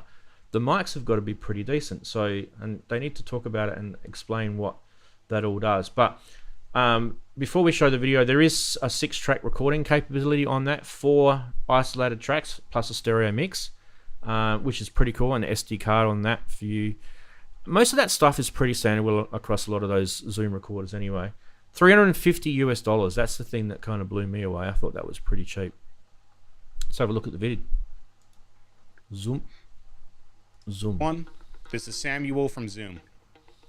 The H5 Studio is designed for professional productions with incredible sounding microphones, pristine preamps, and the power of 32-bit float recording.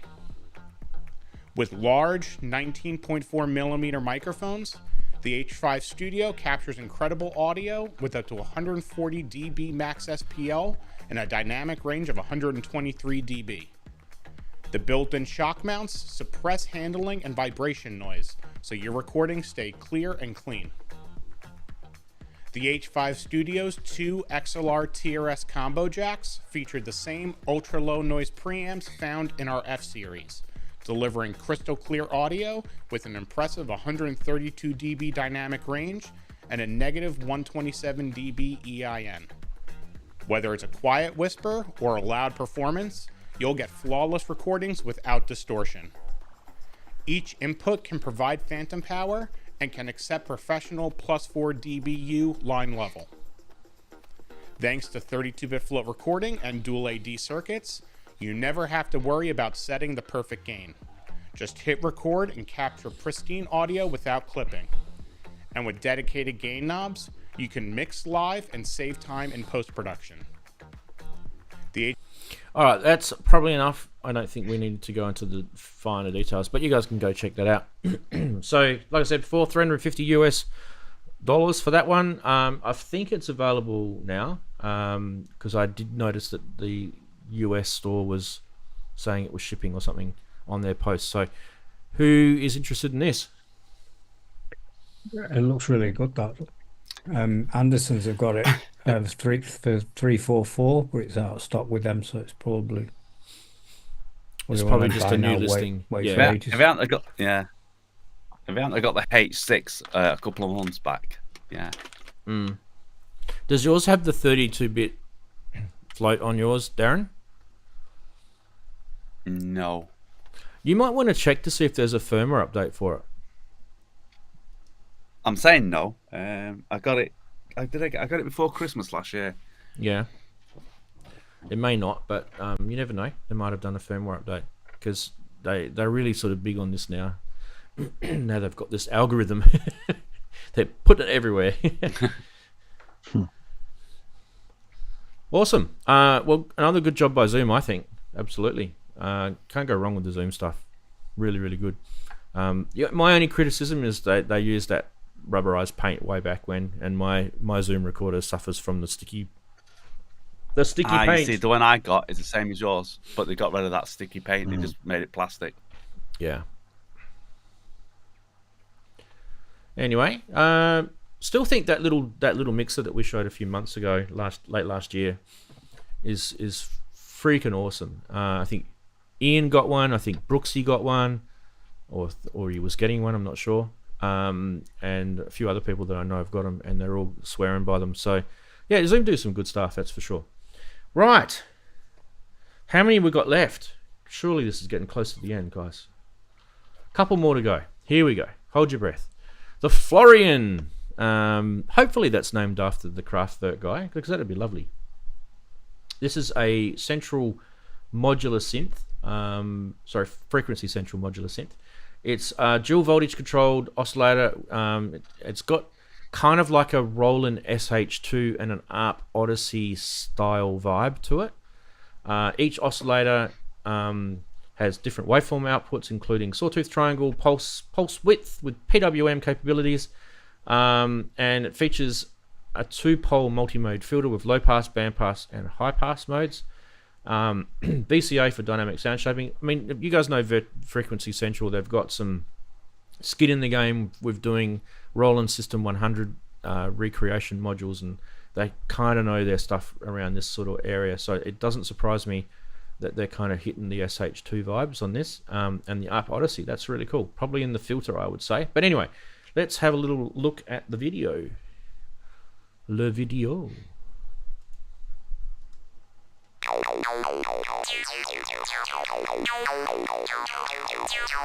What have I got that one?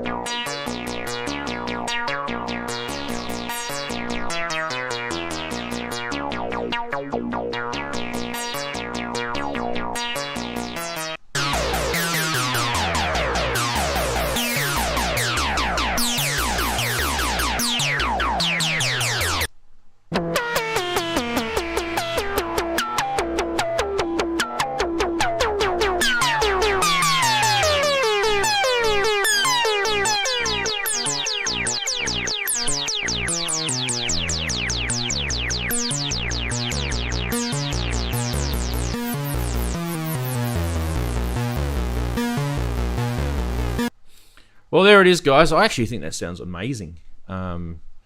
It's expected, right? But a little bit of a marriage between a Roland SH2 and an ARP Odyssey. Can't go wrong with that. Hey, guys.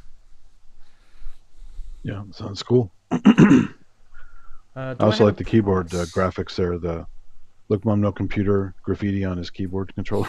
Oh, and so if you're wondering about that, so he was obviously, demonstrating some of his products at one of the UK synth type shows, and Sam offered to do a little motif on his Customize it. yeah.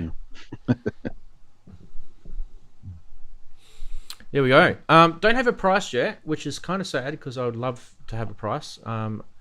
When I did the research for this a couple of days ago, there was no price sitting on their website.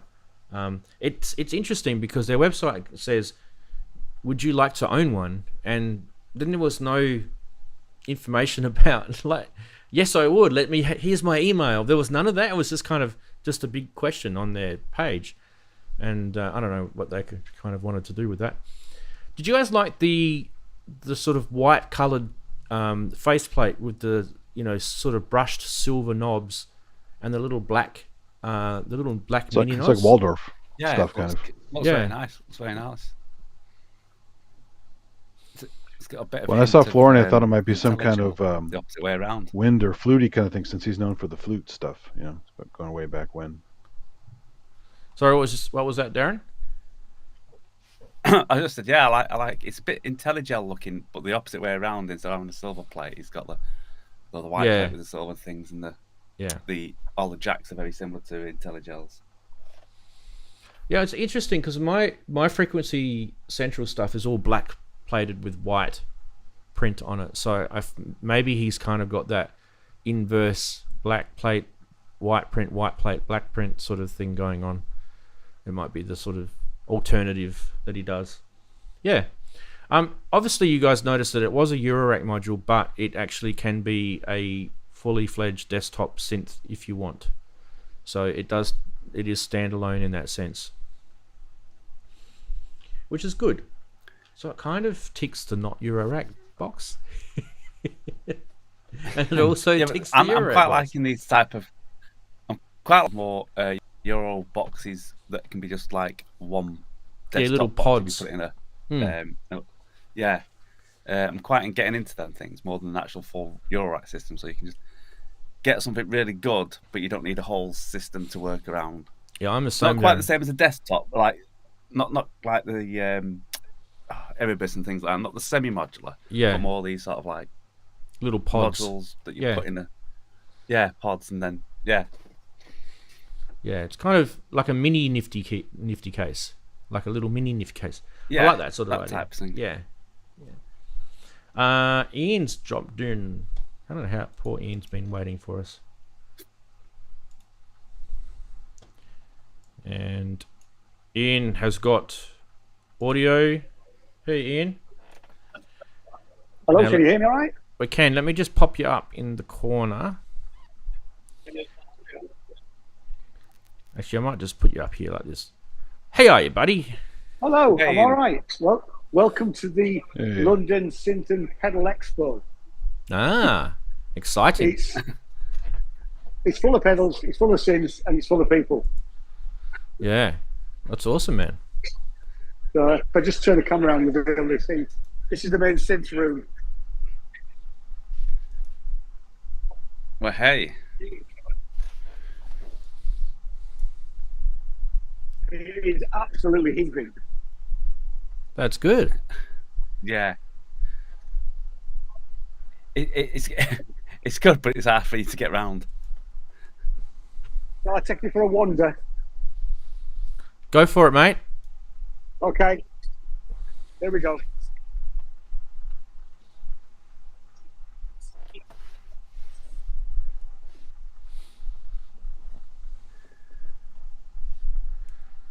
I've just been talking to a very nice gentleman from the London EMOM group.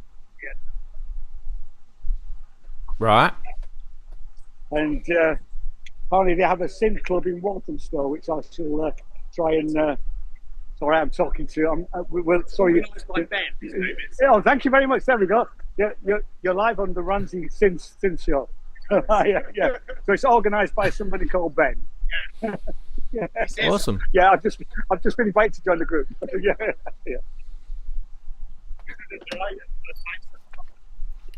So we've got lots and lots of modular stuff. So Stay away from that, Ian. No, I am. Keep.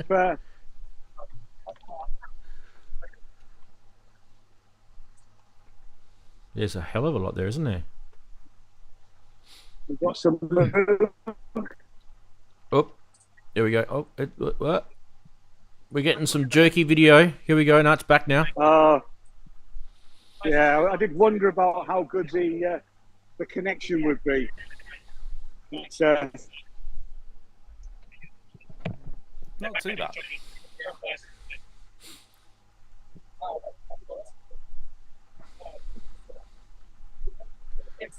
I bumped into Nick Batt. He's wandering around, and there's Robert here. You're live on. Hey, mate. Hello, Kent. Wearing his Kent Strong t-shirt. Kent is actually on the show watching. Kent's watching apparently. How meta is that? You're wearing his t-shirt and he's on the show. That's amazing. Hello, Kent.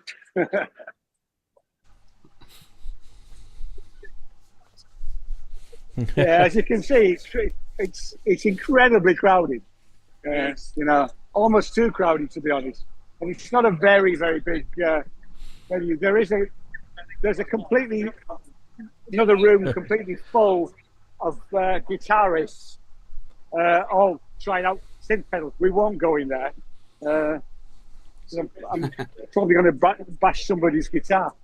There's a bit of a sort of talk stage out here. Oh yeah. Nice. We've got Mylar Melodies up there. They had a talk by Electron earlier on. And apparently the people keep dropping things in the canal. So Nick Batt's already lost the microphone. Yeah, I did, yeah. So somebody's already lost their handbag. I was very worried that I was going to lose my phone. It'd be good for magnet fishing then. Absolutely. So the next thing is 2:30. We've got Lula York, who's been interviewed, and then we're from 3:30 till 6:30 with live performances. So it's and considering the whole thing is free, I mean it's really great.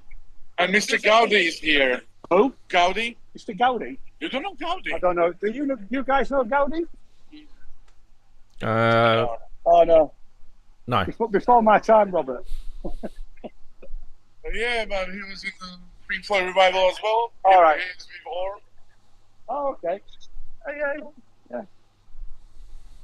Right. I should probably leave you and let you get back to the show. Thanks, mate. Appreciate the call. Okay. Yeah, it's good to see you all. I'll see you all next week. I'll be back to normal next week. If you see Nick, say good day from us.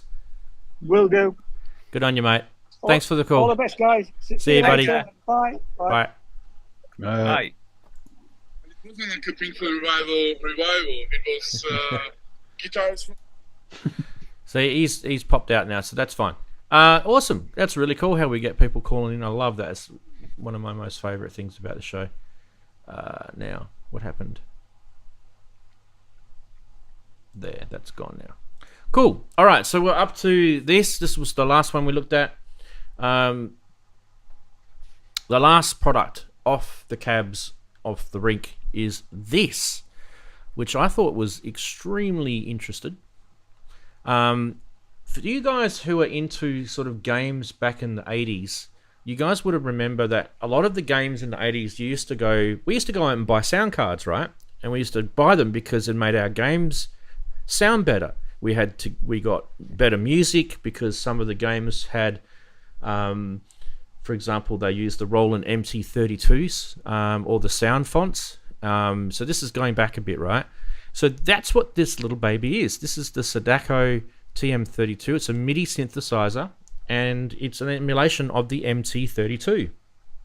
The good thing about the MT32 is it supports general MIDI, the GS Roland GS SF2 or Soundfont 2 standards, and all those sort of vintage computers of the day use these types of sound cards. You guys might remember Sound Blaster and those sort of cards, right?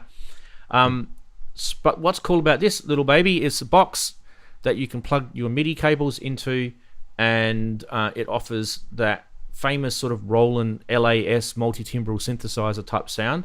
I mean, you'll probably recognize like some of the D50 sort of sounds are on here as well. 128 sounds, I think, are on in that particular NT32 sort of thing. But on top of this, you whack an SD card in the side of this, and you can actually load a whole bunch of sound fonts. So you can get general user, GS sound font, general MIDI, the Roland stuff, and you can load them all on, and then you can scroll through it with the 4 buttons on the front there.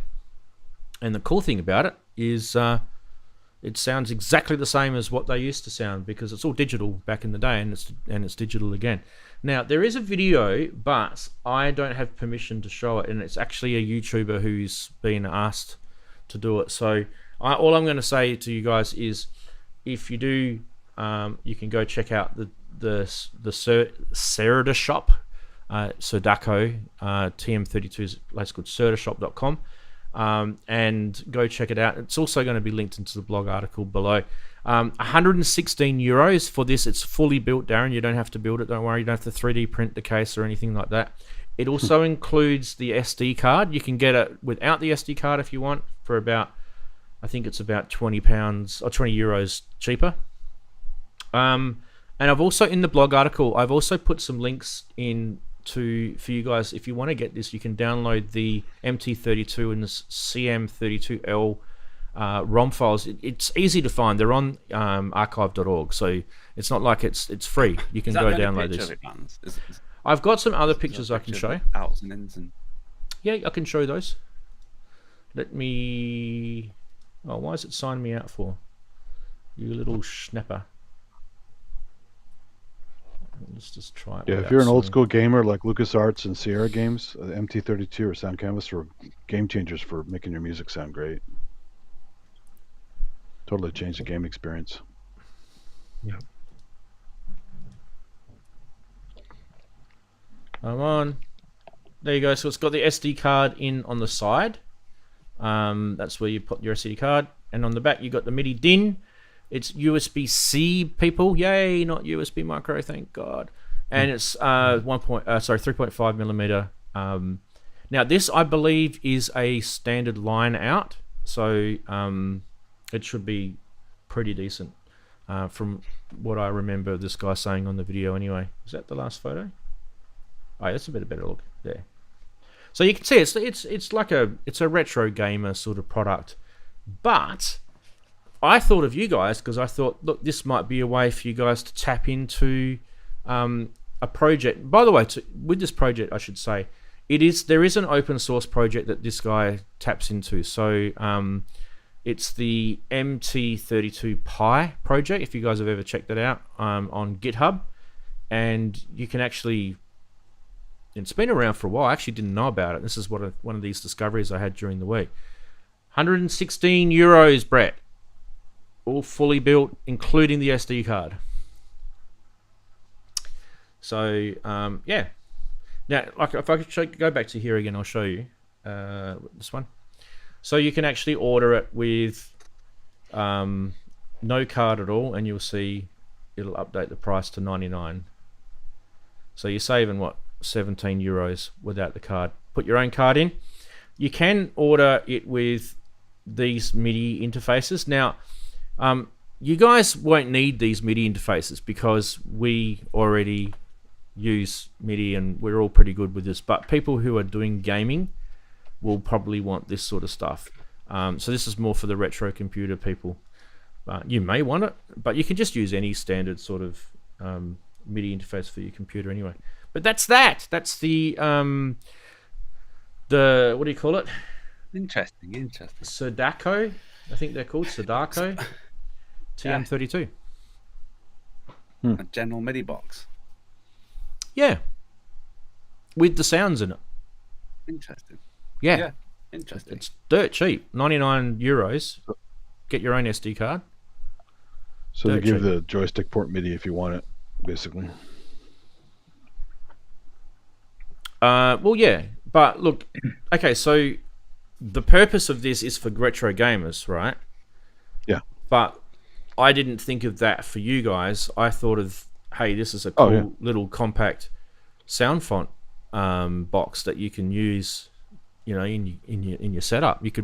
You may even be able to sort of look at the way they've made this and hack one and put it into Eurorack too. So there's a whole bunch of sort of, and also that MT32 Pi project. You could go check that out as well. Like I said, I didn't know anything about this project. I didn't know anything about this product, and I stumbled across it, and I thought, you guys need to know about it. If you didn't, now you do. And those that want to use sound fonts but don't want to buy hard rig, use Sforzando app. Actually loads sound fonts in your computer. Yeah, yeah. And also you can doesn't the Roland Cloud, if you've got a subscription to the Roland Cloud, you can actually get the GS stuff now in there? Oh, I haven't tried that. Yeah. Probably. So even the Eigenharp uses sound fonts. It's funny. It's yeah. I know one guy who would absolutely love to get his, well, maybe not buy this, because I know he's probably more into making these, and that's Chris. He's not on the show yet. He's coming on about now. In the chat. Yeah, he's coming on about now. You watch this. As I just mentioned his name, look at that. In he comes. What are you doing? Did you see what we just talked about, Chris? No.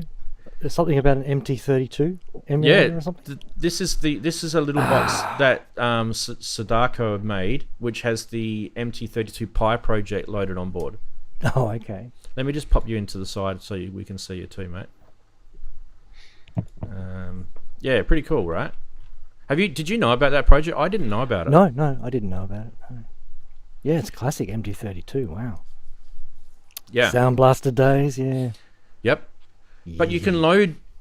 I mentioned this before. I'm just repeating it just for you. You can load all of the different sound fonts on there. You can have general MIDI. You can have general user GS sound fonts. You know, you've got the LA synthesis multi-timbral synth in there as well. Kind of similar.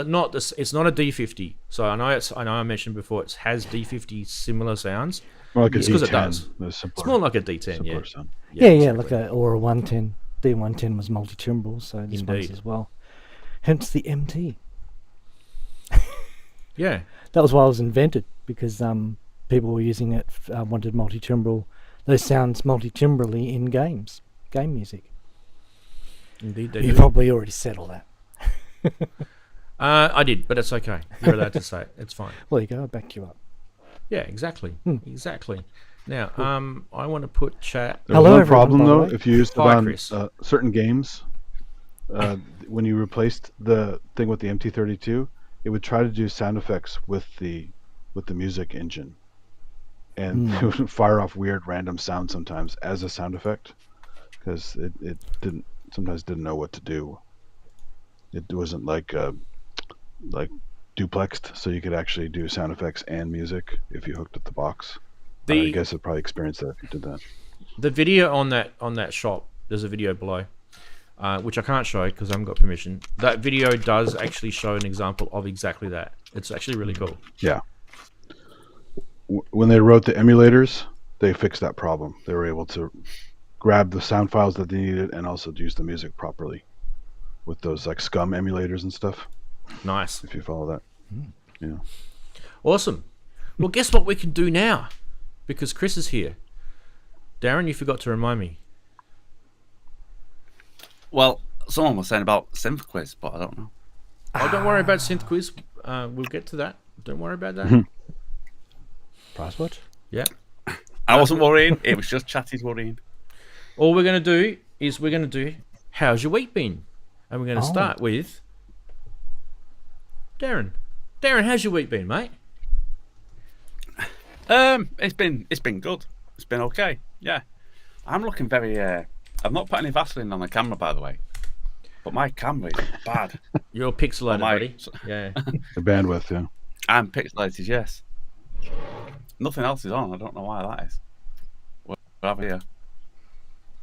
Yeah, very. Oh, I'm clearing. Oh God, yeah. Yeah. Oh, yeah. My week's been good. I've been sat. I've been. What's that?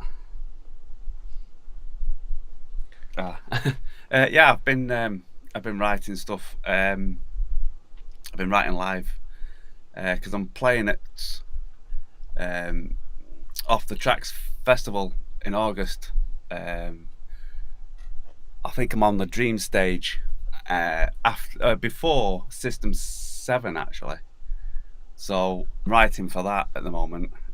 So it's about an hour set I think I'm doing. So I'm writing a huge rework of some sets and stuff. So that's coming up in August. So if you want to buy tickets to get to Off the Tracks, I'll be on the Dream stage. And then after me, not on the same stage, but on another stage, System 7 will be playing. So yeah, I'll pop over to watch them. So that's what I've been busy doing all week, and realised that I haven't got a track out for tomorrow, so I don't know what I'm going to do about it. Whether I can write one in an hour and put it out or whatever, I don't know. So that's my week. I have done that a few times before. You're so probably the I only might get person up who early in the can. morning, write a track. Well, Awesome. funny enough, that Sonar track was written in a day, so Brilliant. Fantastic. All right, we're going to head over to Andy. How's your week been? Hey. I'm slightly more awake versus when you usually start the show and you go to us on camera. I'm just kind of, so. Yeah, so this is a bonus for you then. Yeah, and I did get a whole 3 hours of sleep last night, so that was pretty good. Oh my God, Great. mate. You are literally Yeah. punishing yourself. Totally, yeah. Usual stuff. Short and sweet. Actually, update on the stuff that was stolen. I've actually found a decent JDXI replacement. Trying to figure that out, but someone had one in good shape that I might try to procure, so I can start getting that stuff back. Because I have all these projects. I was, when it was taken, a bunch of my projects were obviously in it. And always remember to back up your stuff, kids, because I didn't back it up at all. And all the time I had it, as an IT guy, shouldn't have back up all your shit, and I didn't. And they stole it with all the finished projects as well as several works in progress that I spent a lot of time on that didn't even get a chance to do demos of anything. So I'm going to try and recreate some of those once I get it, and we'll see what happens. But other than that, it's been really cold here in the 40s lately. So I guess always like the weather report. Nice during the day, but really cold at night. Strange weather. You're hitting the spring though, aren't you? So it's kind of normal. It's getting warmer day by day, but it's not normally the cold weather with the nice weather during the day is unusual. If it's going to be cold, usually it stays cold. Yeah. So yeah, we'll see. But yeah, I'm not complaining. It's fine. We're getting some rain. We need the rain. Probably not enough, but we're still getting some rain. And I don't really have much else to talk about. I haven't. I've been doing hardware jams No worries. I missed a couple weeks, but I did one this week, a little Chinese one. It was kind of fun. So Easy peasy. that's it. Easy. We'll pop you over to the next. We'll go to skip Ian because Ian's not there. Head over to Chris. Happy Hello. birthday. Oh, cheers, mate. Cheers. Happy birthday, Chris. Yes. For yesterday. Yeah, thank you, Ian. Thank you, Darren. Thank happy you, birthday. I please. think happy birthday in every different direction. Since I think get a message of like happy birthday. It's not coming up. I'm not telling it. Happy birthday. Yes. It's easy to remember, folks, because it's always a week after the show's birthday. So, well, There you go. approximately. There you go. Easy. Who knows? Yes. Yes. So I'm back from celebrating with the family, and I'm not completely drunk. So sorry to disappoint. I just had a pint of cider, so I had to drive back. So Easy. Very Yeah, good. it's not Did you get time. any goodies Yes. for your birthday? Yes. Hang on, I can show you what I got. Wow. A rework tool. Nice. A rework tool, yes. Although it's really not, I'm not going to use it for reworking as such as working in the first place. Yes, there's a few surface mount LEDs I need to make those little boards of LEDs I showed a couple of weeks ago. Was last week in my in the meter inside my little mixer, and there'll be more things like that as well, which I'll probably need to do some surface mount soldering. So I thought I better get something to help me do that. So that's why I asked people to buy me that. So perfect. They're great for blowing components all over the place. Yeah, you've got to be a bit careful with that. I heard about the issue, so there'll be some experimenting to do. Yes. Distance is very important, apparently, and getting the temperature right, so you don't have to go too close. Yeah. What's the actual difference between a heat gun and a rework tool? Is it kind of just the nose attachments, or is it something else? I think generally speaking, a rework tool has the whole base station and the soldering iron with it as well.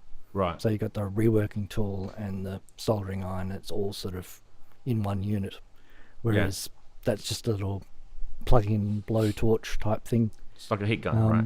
Yeah, it's just really a heat gun. But I've tried. Believe me, I've tried a few heat gun type appliances, and if they haven't blown things off the thing and not melted solder, they've just stopped working and gone poof in a cloud of smoke. So yeah, not suitable. So these things are actually from an legitimate electronics store, so this should hopefully be a lot better, and it has digital control over the temperature, so it seems to be the good business. Yes, but the other thing you can get if you're really into SMD soldering, of course, is a hot plate, and I'm told that if you have a hot plate and a gun, then you're laughing, but I can't afford both at the moment, so I don't necessarily need them. So I'm still doing a lot of hand soldering through hole because I love my through hole, and I get a kick out of doing. Oh, there you go. Is that a Ryobi? No, it's not. It's a corded gun. Oh yeah, she's got it. Did you get that from our local hardware store, per chance? Amazon. Oh no, okay, that's not our local hardware store. Yes, mine's a bit smaller than yours, but not much smaller. Disturbing. That's what she said. Yes. So anyway, and the other thing, one of my sisters said, "I'm sorry, I haven't got your voucher for Store DJ yet." And I said, "It's okay, man. Just send it to me in an email." We're a nuts family. Yeah. So the other thing, I've been doing a bit of work with the loading sound fonts, topical, into the wave state. So I've been including the bum notes. So it's a little CP70 library that I've loaded into it today, amongst a few other things. And yes, it's the wave state's really good for that rompling stuff, so I'm enjoying that. Yeah. Nice. Yes, a little bit of setting up for tonight's show, and I've been doing development in Python for the compiler for the blocks language, which runs on the Trexie, to do all its digital goodness, and that's been fun. Been enjoying that. White spaces are us. White spaces are us. Yes, it still freaks me out. No, white spaces and not putting semicolons. And remember to put colons after if statements. Is just curly braces. What fantastic! Braces there are none. Awesome. All right, and I need to go down to say good day quickly again to Steve because we can. Yay! Steve, you can do a how's your week been? Why not? So I spent this week messing around with my Mac, upgrading it to Sequoia. So I did that, and yesterday I came in the studio and turned my eurorack on for the first time in about 6 months. So I was having a bit of a mess with that. I updated the firmware on the Qubit and broke it. So I need to I need to roll back that update, so see if I can get it working again. I've still got the bin file, I just need to put it back on the card, so I need to sort that out. I've just been messing around, having to relearn a lot of the stuff because I've forgotten a lot of it. I've been having a problem with the Lubad looper that I've got as well. When you turn it on, it doesn't seem to load the samples for some reason. So I don't know whether that's just a firmware update that I need to do. I've got number 2 on there at the moment. That thing is bonkers. Yeah, I might have to reach out to the guys at see if they can help with that. Yeah, it's all I've been doing really, just messing about. That's really good. You're allowed to. Awesome. All right, we got into how's your week been. What do you guys think? That's a good time to do it. Do you think that's kind of better now? We sort of gives Andy a chance to wake up. He won't even know. We're just trying out how's your week been a bit later on in the show. Okay, fair enough. Gives Andy a chance to wake up and have some 7 coffees before. A little bit. Yeah. A little bit. No, that's not the reason. It takes a bit of pressure off the news, getting the news segment going as well. Yeah, I don't know if you probably didn't see the start of the stream, but we nearly didn't have a BeatStep Pro show tonight. Really? Because my BeatStep Pro was literally just not working at all. Oh no. It was playing MIDI and all that sort of stuff, but the pads weren't responding, and so I literally opened it up in front of everyone and pulled it apart and put it back together again. I've got it working again. Well done. Beautiful. No, it's still broken. No, it's not. That's just you. Right. Why don't we do this?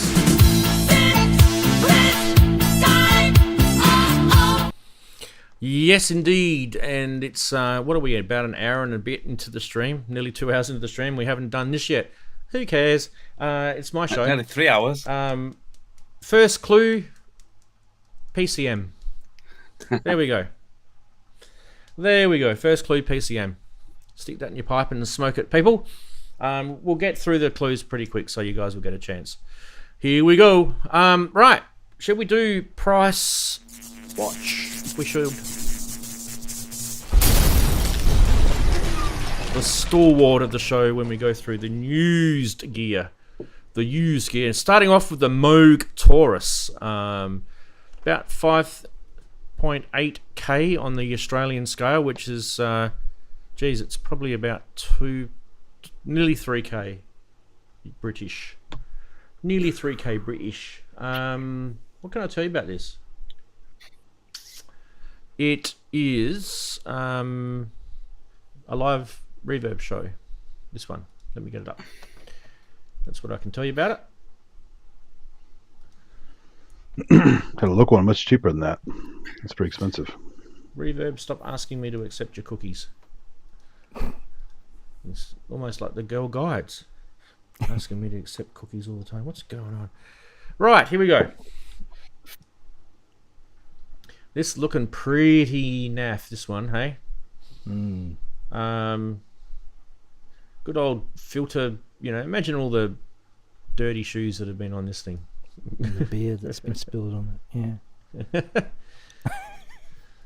Because it's on the floor, so we'll get the beer spilled on it. And vomit from the drummer, by the looks, to the left. Yeah. I mean, you could have vacuumed the rug. Yeah. It's lived in. He doesn't want to raise expectations. Could have got the mouse poo out of that as well. The cobweb over there. I wonder how many people bought one of these thinking they were going to be a Geddy Lee and realized how hard it is. Oh yeah, it's hard. Yeah, I actually nothing to do with the Taurus, but I actually remember my neighbour that lived across the road when I was a kid built this massive pipe organ in his living room. I think he's an engineer. I think he was a little bit insane. This thing was huge, this pipe organ, and he did the proper bass pedals and everything. And I used to go in there, and that's all I used to do was hit the bass pedals. And he did it because all of his front lounge windows would like vibrate. Yeah, that's the best thing about a pipe organ, the bass notes. Anyway, that is the Moog Taurus. Indeed. Don't know about the price, guys. It's not a scam though. So don't worry about that. I'll let you guys know if we find a scam. Don't worry. We've found plenty over the years. Next. This was interesting, I thought, because it's a currently available synth, right? Why is it $432? How much are these new? About $400. Um, Something like that. US. two something, I think, in the UK. Well, brand new in Australia, they're $500. So why would you pay for like I think they're about 220. 60 and a bit cheaper? I got mine pretty cheap, but they're usually around $300-400. So We've got 300 quid at Anderson's. I just noticed Ian is still there. He's keeping an eye on you. Ian can just stay there, I don't mind. And we can get rid of that. 1, 2, 3, that one. It's annoying. Where do you normally go? Oh no, Ian normally goes down the bottom left. That's what's going on. Yeah, I just kind of thought it was a bit weird, that price. You know? Weirdly too close to the retail price. Yeah. You can buy them. Like, you can actually get the VST now, and the VST is actually pretty cheap. And it does exactly the same thing. So, anyway, that's that. Next was this weird contraption. Have you guys come across one of these before? No. What is it, they say? No. What is it? It's a Moog sequencer. It's a Forerunner of the 960. Complement B portable modular reissue. You're looking at 10,000 euros for this jobber. It is based in Berlin in Germany, and I've got it on eBay over here. We'll go and have a look and get some photos up. Boom. Does look It like looks a 960. like a 960, doesn't it? Does. I would say it's a 960. Two 960s bolted on top of each It other. actually says and 960. There you go. Sequential bottom right hand. Two modules on the bottom right hand are sequential switches. Yep. 962s. And 961. Two 961s next to, but to the left of that. Are they the oscillator keyboard mixer things? They're the interface things. Yeah, the interfaces, yeah. Move down, you bastard. There you go. Also related. What? That mouse is like just whoop. Just calm. Be calm. Oh wow, that's what a real one looks like. Yeah. And what else? We got other photos of it. Blurry ones. There we go. Closer ones. That's better. That's better. Ooh, are they broken? There. Neons. Easy to replace though. Easy to replace. It is a thing of beauty, isn't it? Just 12-volt neons. Yeah. I mean, we kind of been spoilt a little bit by getting the Eurorack version, which was so cheap. Really, it was so cheap. Ridiculous. Would you pay 10,000 euros for that? That's the question. Knowing that those parts are insanely difficult to get. Insanely difficult to get. Yeah. Kent is probably looking at that thinking, cheap, yeah. Exactly. Exactly, mate. That's what I was thinking. I've always wanted to know how different is the Eurorack version to the real one. Like, what have they missed? I've always wanted to know if there's anything that they've missed, or does it behave slightly different? Yeah, you presume it does. How about this? The Spectral Audio Neptune, right? And hey, if you didn't even know what a Spectral Audio Neptune was, well, they brought out the Spectral Audio Neptune 2, just if you didn't heard of it. Apparently, these are Swiss-made. They're kind of rare. And it is on Reverb, and we'll go across to Reverb.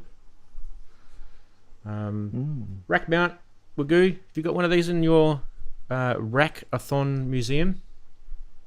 Look at that design, eh? Oh, cool. What does that It's got the Grand Theft remind Auto me font of? in it. That font reminds me of something else. Yeah. Grand Theft Auto, yeah. What's it? The name of the company that made that game? Tide? No, I can't remember now. No, I'm thinking of a synth. That's what I'm thinking of. Okay. Serial number 50174 for those playing along at home. Beautiful. $1,257 in Australia, which is £600. Is that a good price, Mr. Wagoo? Swiss, yeah, I said Swiss. All analog synth, mono synth, built-in MIDI, CV gate, 2-space rack. Ken said he had one. Yeah. It has a 24 dB filter in it, but they're saying it's not as good as a Mini Moog. It's kind of the thing that makes it suck, I guess, is that it's a mono synth. And it's in a rack. You kind of, taking up all that rack space just for a mono synth. But some people would probably think, what's wrong with that? That's completely fine. Why don't we do that? I don't know if that's rare compared to this. Apparently this is super rare. This is the Musonic Sonic V.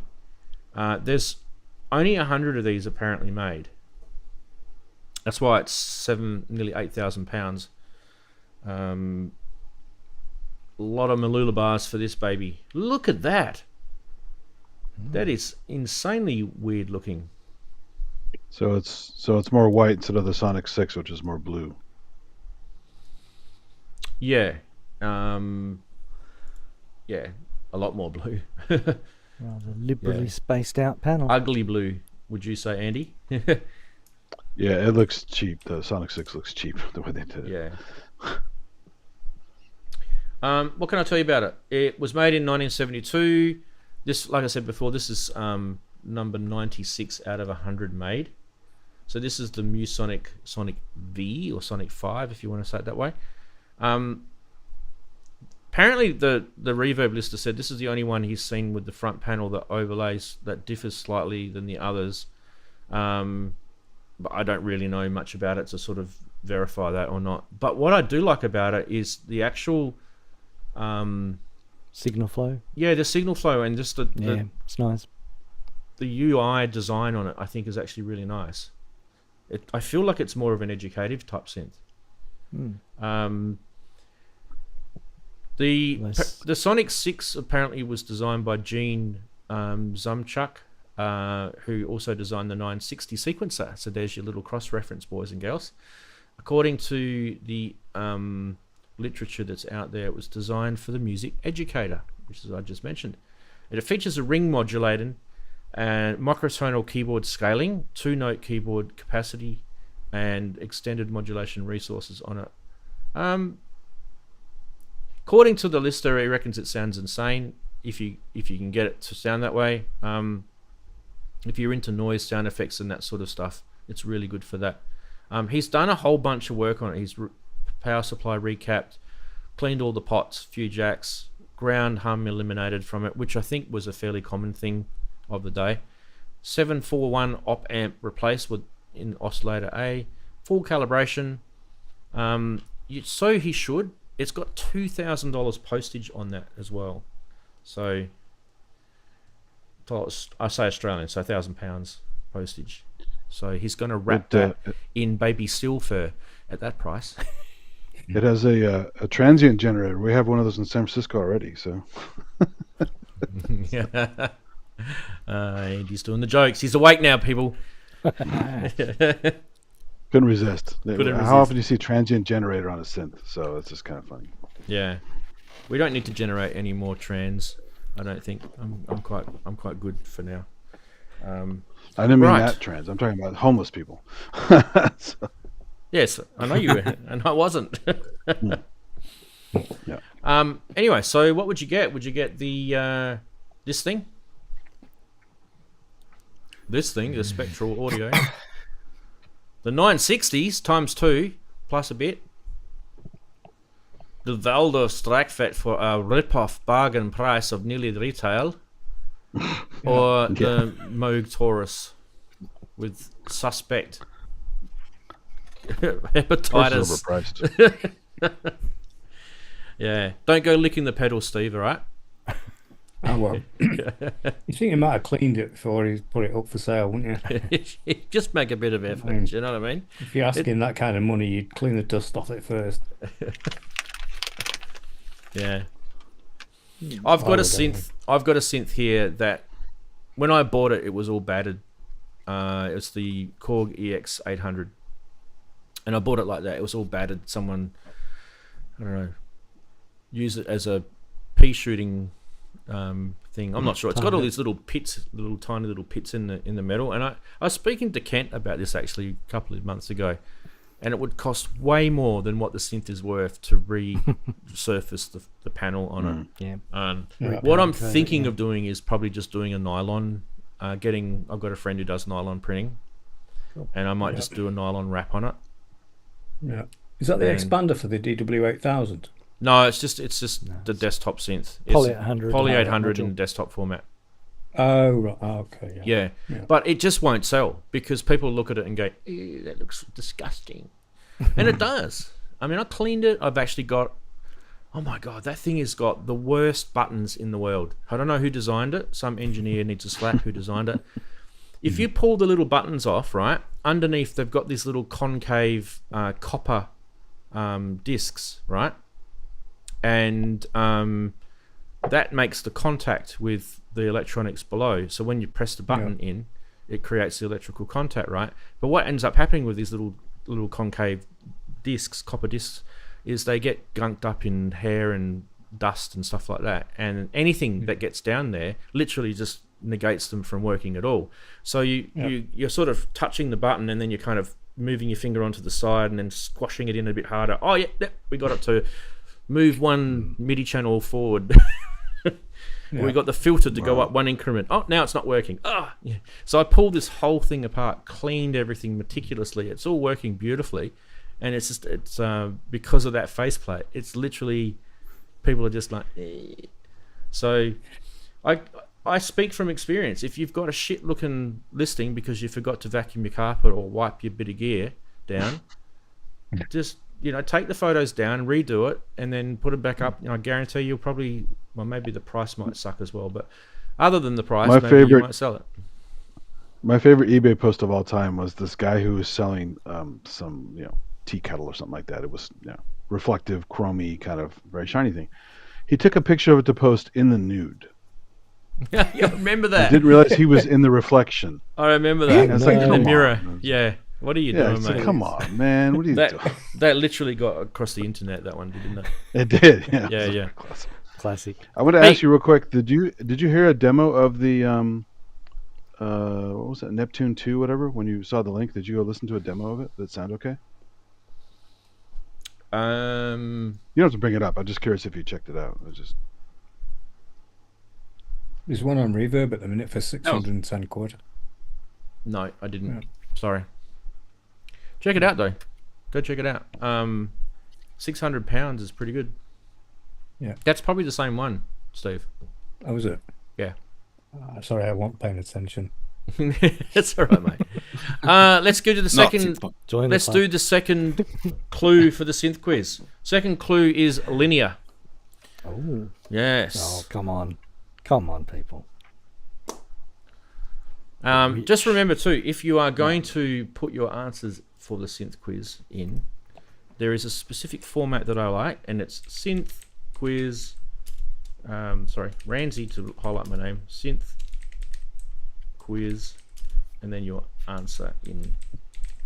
Doesn't have to be in the little squarey brackets or anything, but just put your answer afterwards like that. That's if you want to have a crack at it now with not quite all of the clues. Ooh, are you one of those people that live on the edge when you haven't got all the clues? Yes. Yes, he wants to shoot his shot. Before you guys don't trust me, do you? After all those Name That Synth videos, you just don't trust me. When we did the intros, I forgot to mention JX3D has a senior synth stream today. I'll put the link in the chat here. So. He does, yeah, chuck it in. He does. Yep.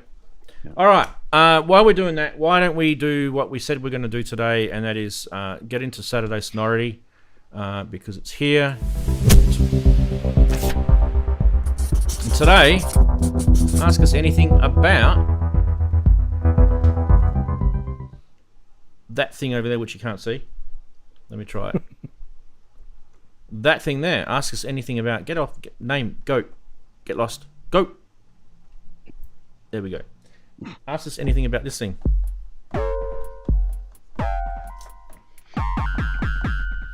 The BeatStep Pro. Yes, we're going to do a little bit of stuff about this. And I think Chris has got something prepared. Hope, maybe? I don't know. I'm not sure.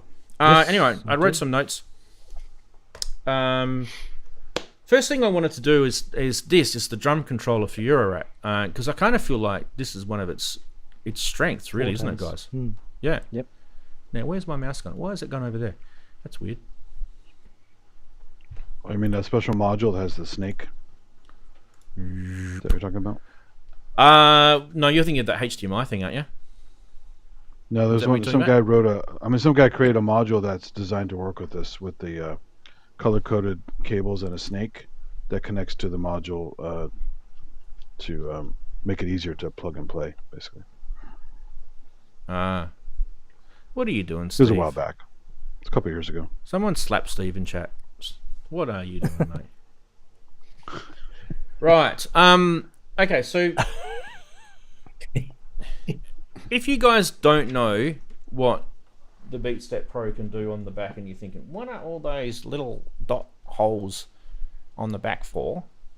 They're control voltage connections, and the drum track, which is the bottom track here, actually has eight connections. So you literally could plug this into sort of any percussive type module. I've got it plugged into two modules. I've got the drums by Erica Synth, the Picos. The Pico modules are awesome. And I just wonder whether I can actually zoom in this for you. Come back here.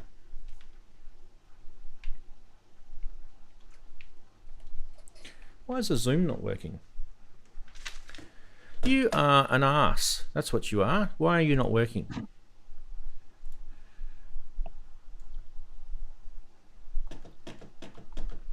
There we go.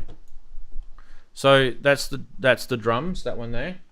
And the good thing about drums is there's two. This is basically a sample module. You can actually load samples onto here.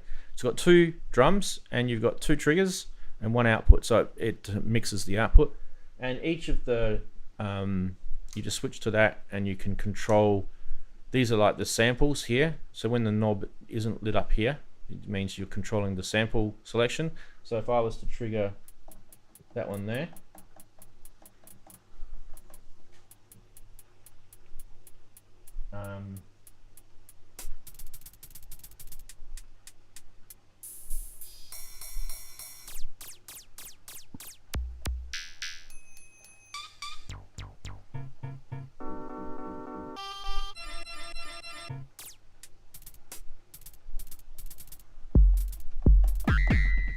and the one next to it is the drum 2, and this is kind of like a generative type drum module. So any of these sort of sounds, this has got an LFO going into it, so I'll just take that out. But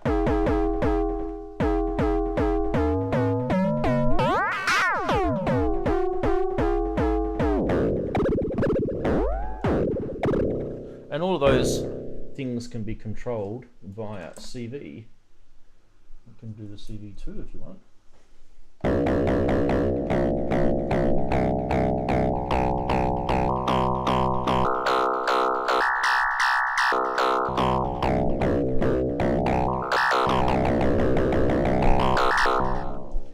Interesting.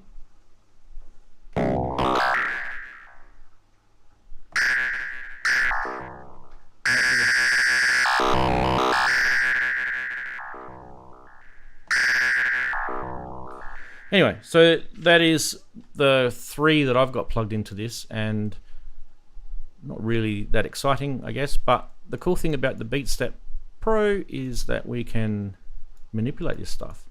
Zoom out, you bastard. There you go.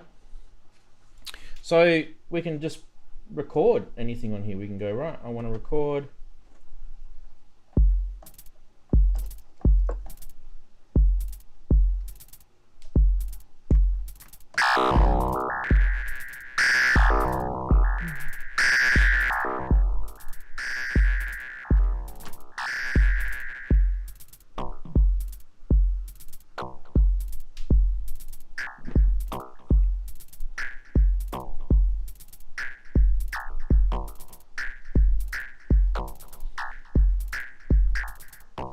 Set your tempo.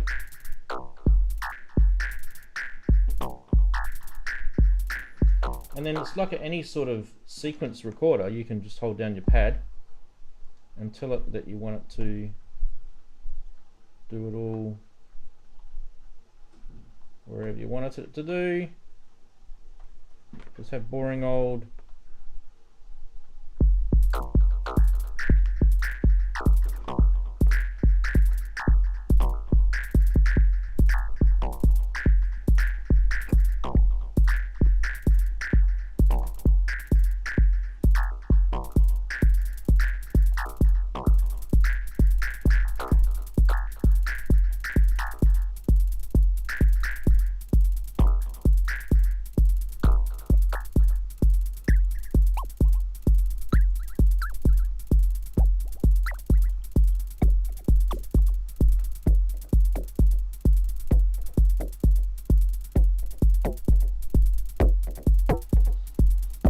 doesn't take long to get something going.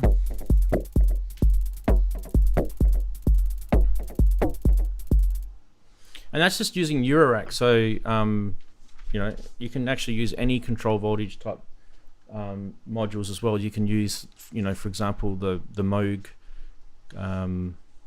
Mother 32 or the DFAM or the Behringer versions of those as well. So anything with control voltage at the back. So pretty cool. There's a few other sort of tips and tricks with that, isn't there, Chris? With the sure, with the drum sequencer, like for example, it's polyphonic, which is interesting. Polyrhythmic. Yeah. So there's a setting that you can do through the MIDI control center on your computer where you can set that up. I think you can also do it through the front panel as well, according to my little cheat sheet. Yeah, the little cheat sheet's out. Yeah, it's my little cheat sheet. Yeah, it's good that you can download that from the Arturia website, that cheat sheet, by the way. Yeah, it's good. Yeah, polyrhythm on off. Option 16. Yes. You obviously have sequences of different length. Change that length on the fly. So you shift Last step step. 16. Yeah, there you go. Yeah. Yeah. I mean, obviously, once you've got 8 different sounds triggering off of that, you know, we could put noise into it. We could put a whole bunch of stuff into it, right? Once you've got your 8 different sounds triggering off of it, you then have multiple tracks, you have multiple patterns, all that sort of stuff you can do. But on top of that, you can also do pad mutes, so you can actually mute different drum parts as well, so you can start performing that way. And you can also do things like pattern chaining. Yeah. What was the other thing? Also do the randomized thing. Groups. Oh yeah, probability. Yeah. So that should work on the current track, right? So if we go back to... You've got the button there you can press if you want it to only work on the current track. Otherwise it'll work on all sequences. So press... We're going to do probability.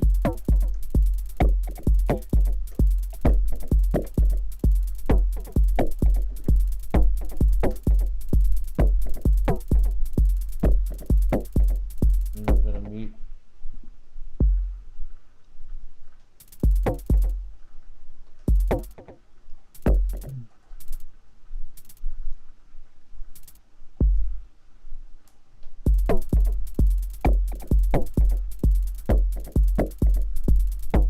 Remember, is probability high it makes more probability, or low it makes more, like it triggers more? I can't remember which one it is, but anyway, just play around with it and you can see that that's the amount. I turn up both of them and pray. Yeah.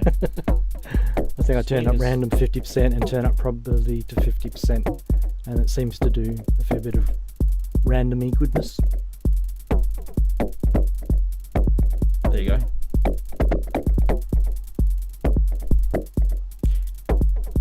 If you get sick of sounds, you can change them.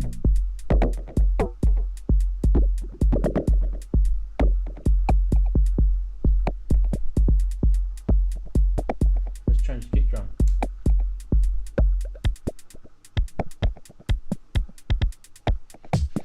Remember the old days with the People complain about the sync issues. Was that fixed with the firmware? I don't remember. Do you remember? Well, there was a whole bunch of firmware updates to this thing over the years. So I mean, you'd have to go through them all, Andy, to check where that was. No, but you remember that problem, right? People were complaining about it being out of time with other devices and stuff. So. Well, there was an issue with sync, but I think a lot of people had issues with Ableton, and they thought it was Ableton, and then it was probably this. I don't know. Okay. But if you ever talk to Arturia, they always say, make this your master clock, and go from there.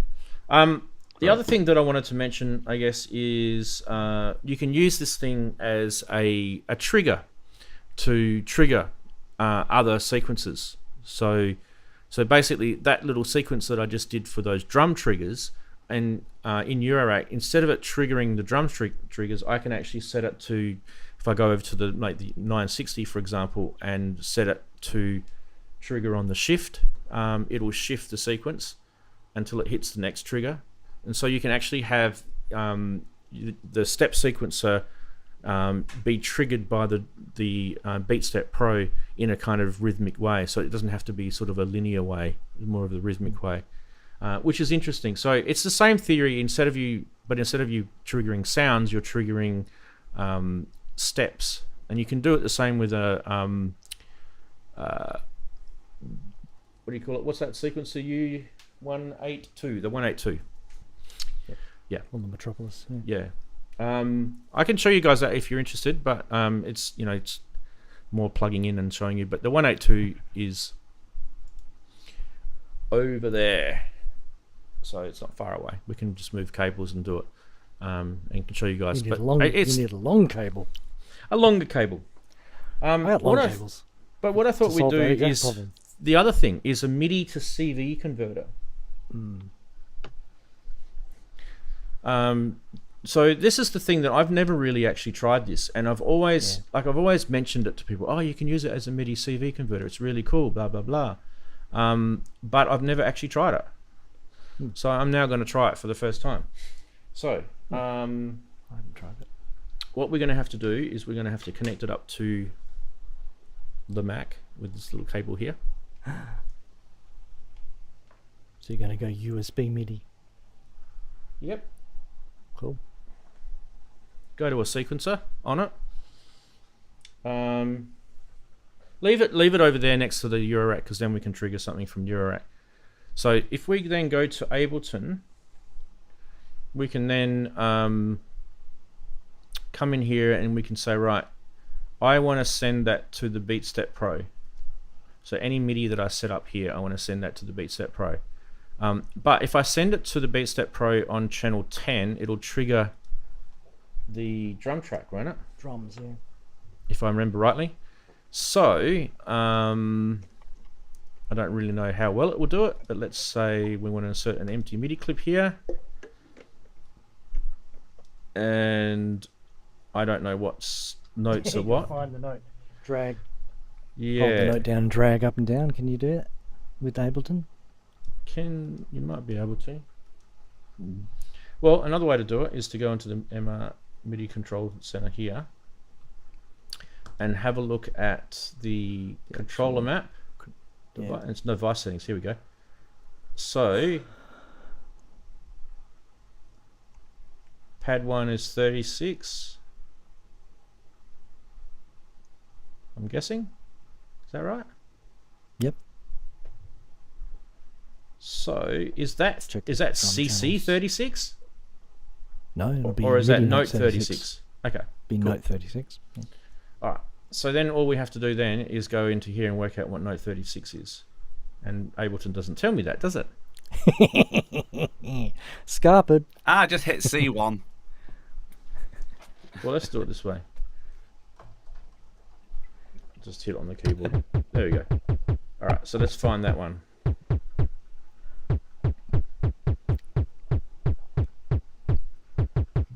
Why is it not showing it? You suck. Record something. That is a low C. There it is. There it is. There. There it is. All right. So if we just do this, is that C1 by any chance? It's a C1. That's what you said, Darren. He did. Aren't you amazing? You should give yourself a gold star for being so amazing. You should get into the making C1, music. middle C, or then right at the other end of the scale at C -2 or something like that.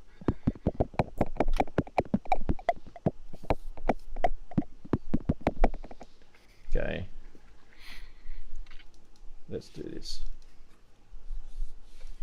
Alright. And let's play it on auto.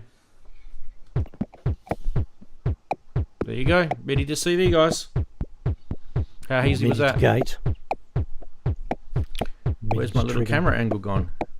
Just so you guys can be proven. Does it flash? Oh, it does flash. Yeah. How Isn't that handy. cool? MIDI to CV. That is nice. So they weren't lying when they said you can do MIDI to CV. There you go.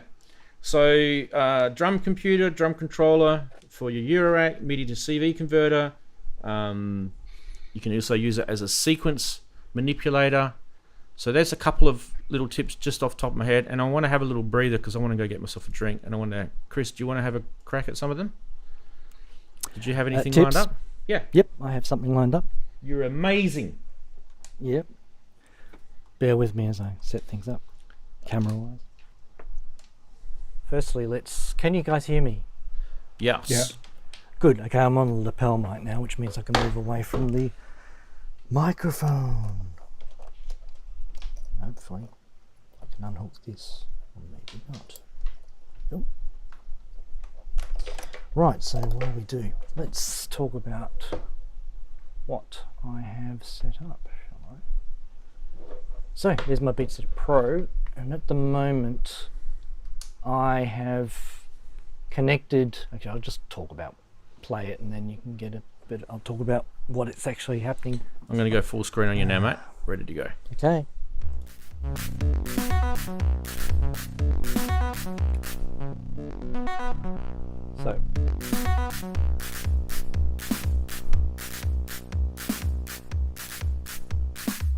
So just for a moment, obviously I'm running the drum sequencer much like Rant did, and I'm triggering a few other modules as well, such as I'll just put trucking the drums over here, which is just some actually my kick drum's over there. I can't show it to you, but there's a Astro snare here doing some stuff. You can mute, so just for a moment so that's our friend doing stuff. I'll get it on a different pattern that's got lots of beats going. So he's triggering. This guy's also being used for some, I'll just do doing a bit of a clap, and my kick drum is which has just come in nicely, is over there, which is a lich module. Hang on, I'll just zoom in on it. Hey. So you can hear it doing its thing.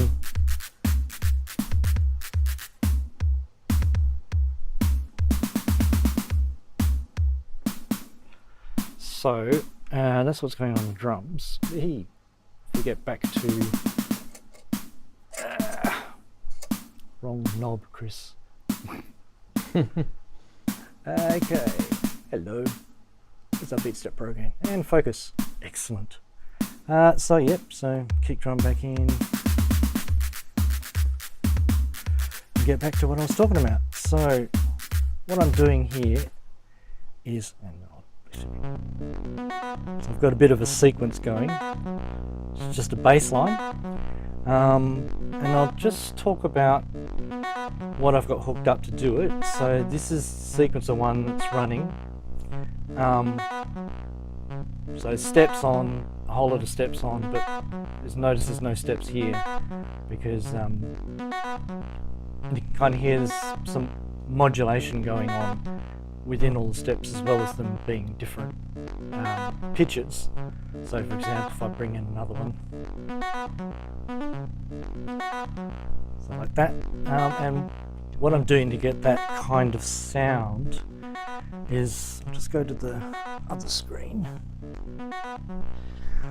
So you can see there, the gate is just doing boring old gate stuff, but the velocity I've actually got hooked up to, I'll show you.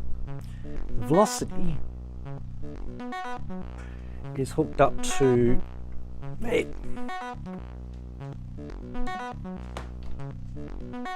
Hey, where am I looking?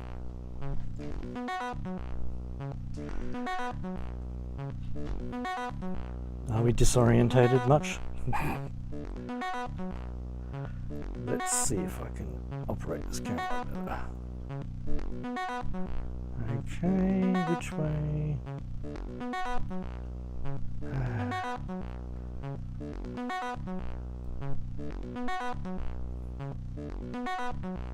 Sorry. Tell you what, I'll use a different camera because I think it looked better on the other camera. Let's go back to my friend over there.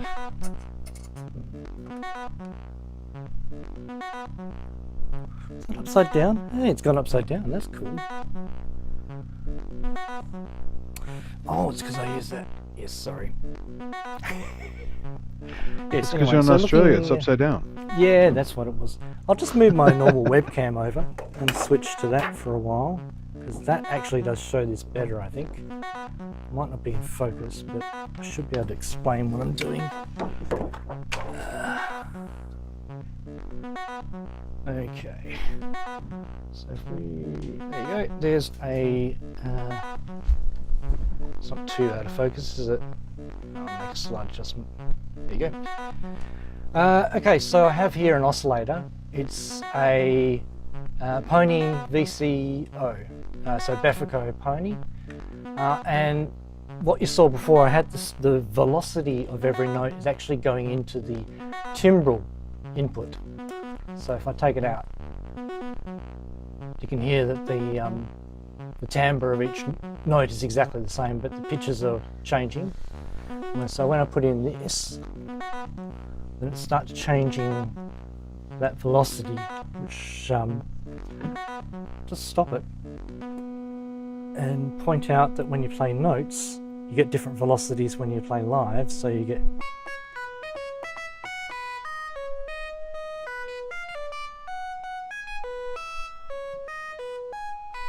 let's just change the pitch of that because that sucks.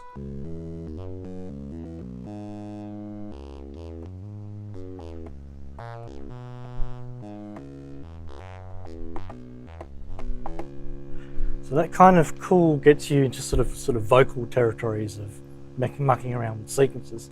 So let's go back to that sequence again that I was playing and have a little bit more fun with it, I reckon.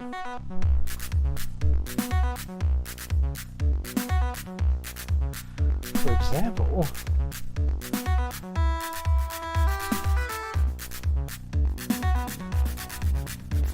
let's add some delay.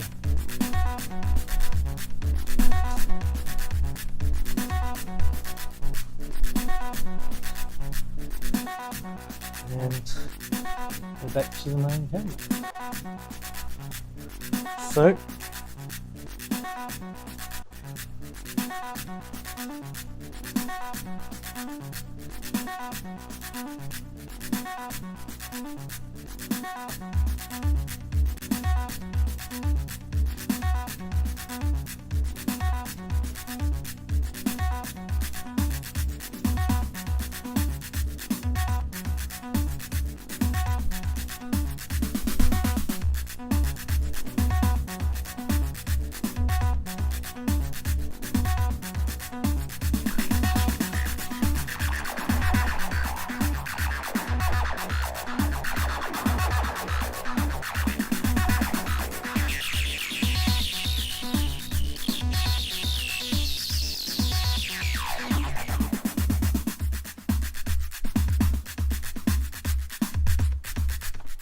So that's one thing I like to do with hooking up the velocity output to a filter or a timbre control of some description.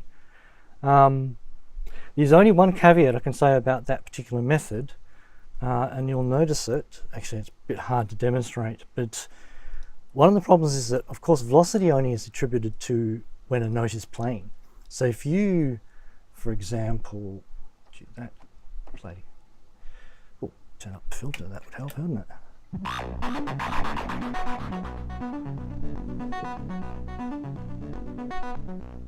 So you can hear that note is being held, and instead of having the modulation that was on these two notes, they don't come through. So it's the only limitation is that the velocity doesn't get output by the unit when there is no step set. So it's a little bit annoying. It's almost could have been a complete CV sequencer in parallel. Also, the other thing I may or have not mentioned is that you could just change what the knobs do. So, for example, we can change it to edit the velocity. So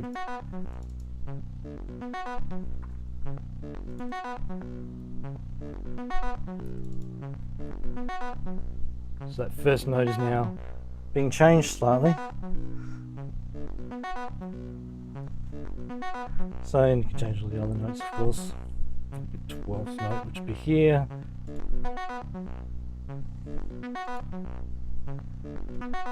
It's a bit different. You can muck about, you can tweak it, get it exactly sounding how you want it. Quite often, when you've got delay going, of course,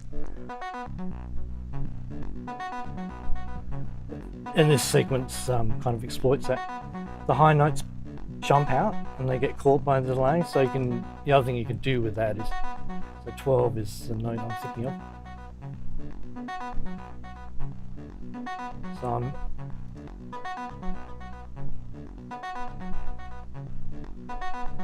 so depending on how much you want that note to jump out of the delay every time, you adjust your filter depth on the BeatStep Pro. For example, okay, I've got a list here of other interesting things. Why don't we go through them? I did that. Ranzee hasn't showed us forward and backwards. Yes, you can change the direction. So, yeah, I'm going to do it now. Just these, yeah, sorry. It's going backwards now. How's that? Forward again. How about going backwards, then forwards? Or forwards, then backwards.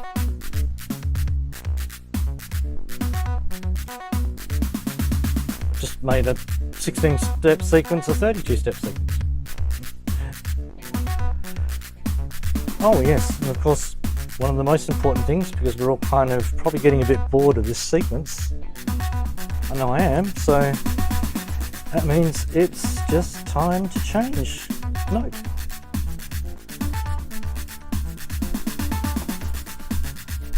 You can transpose the sequence, obviously.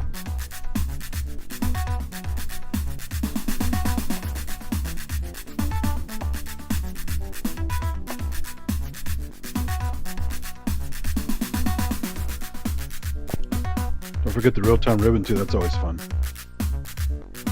The real-time... The tempo rhythm. Yeah.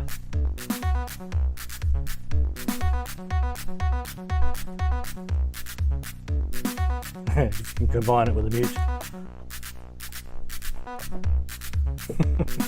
Sometimes. It's tricky trying to change all the...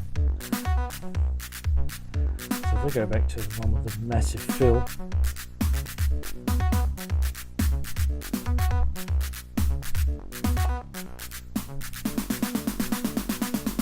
Do stuff like that. Yeah, we talked about drum mutes. I've shown the drum mutes. That's it. That's everything on my list, Rants. Awesome. Stuck note. Oh no. Stop note. No. There you go. We're in key again.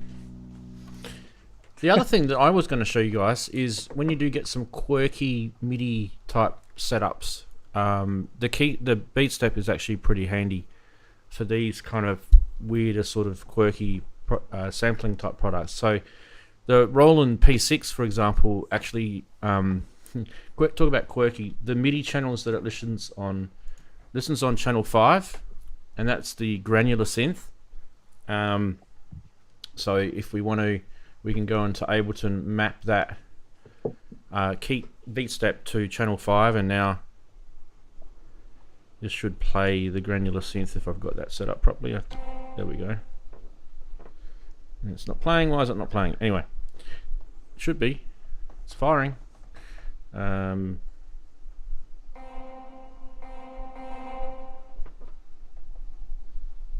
Maybe I haven't quite got it set up. Okay.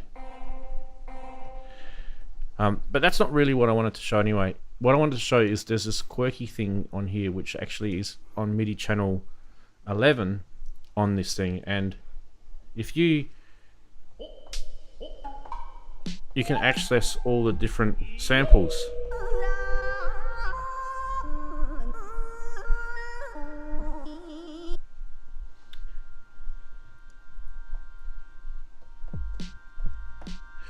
So all the samples that you load on here, obviously this is just all the factory samples. I've done this on purpose so that you guys, if you get one of these, you can sort of go, okay, cool, I've got the factory samples, and you can literally just map them straight, and then you can start recording.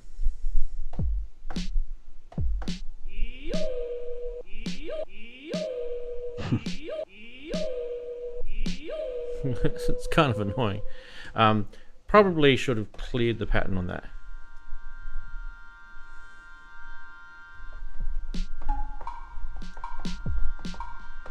And then you get some rollers happening.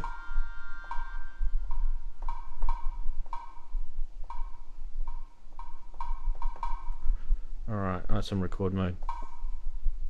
Let's do that again.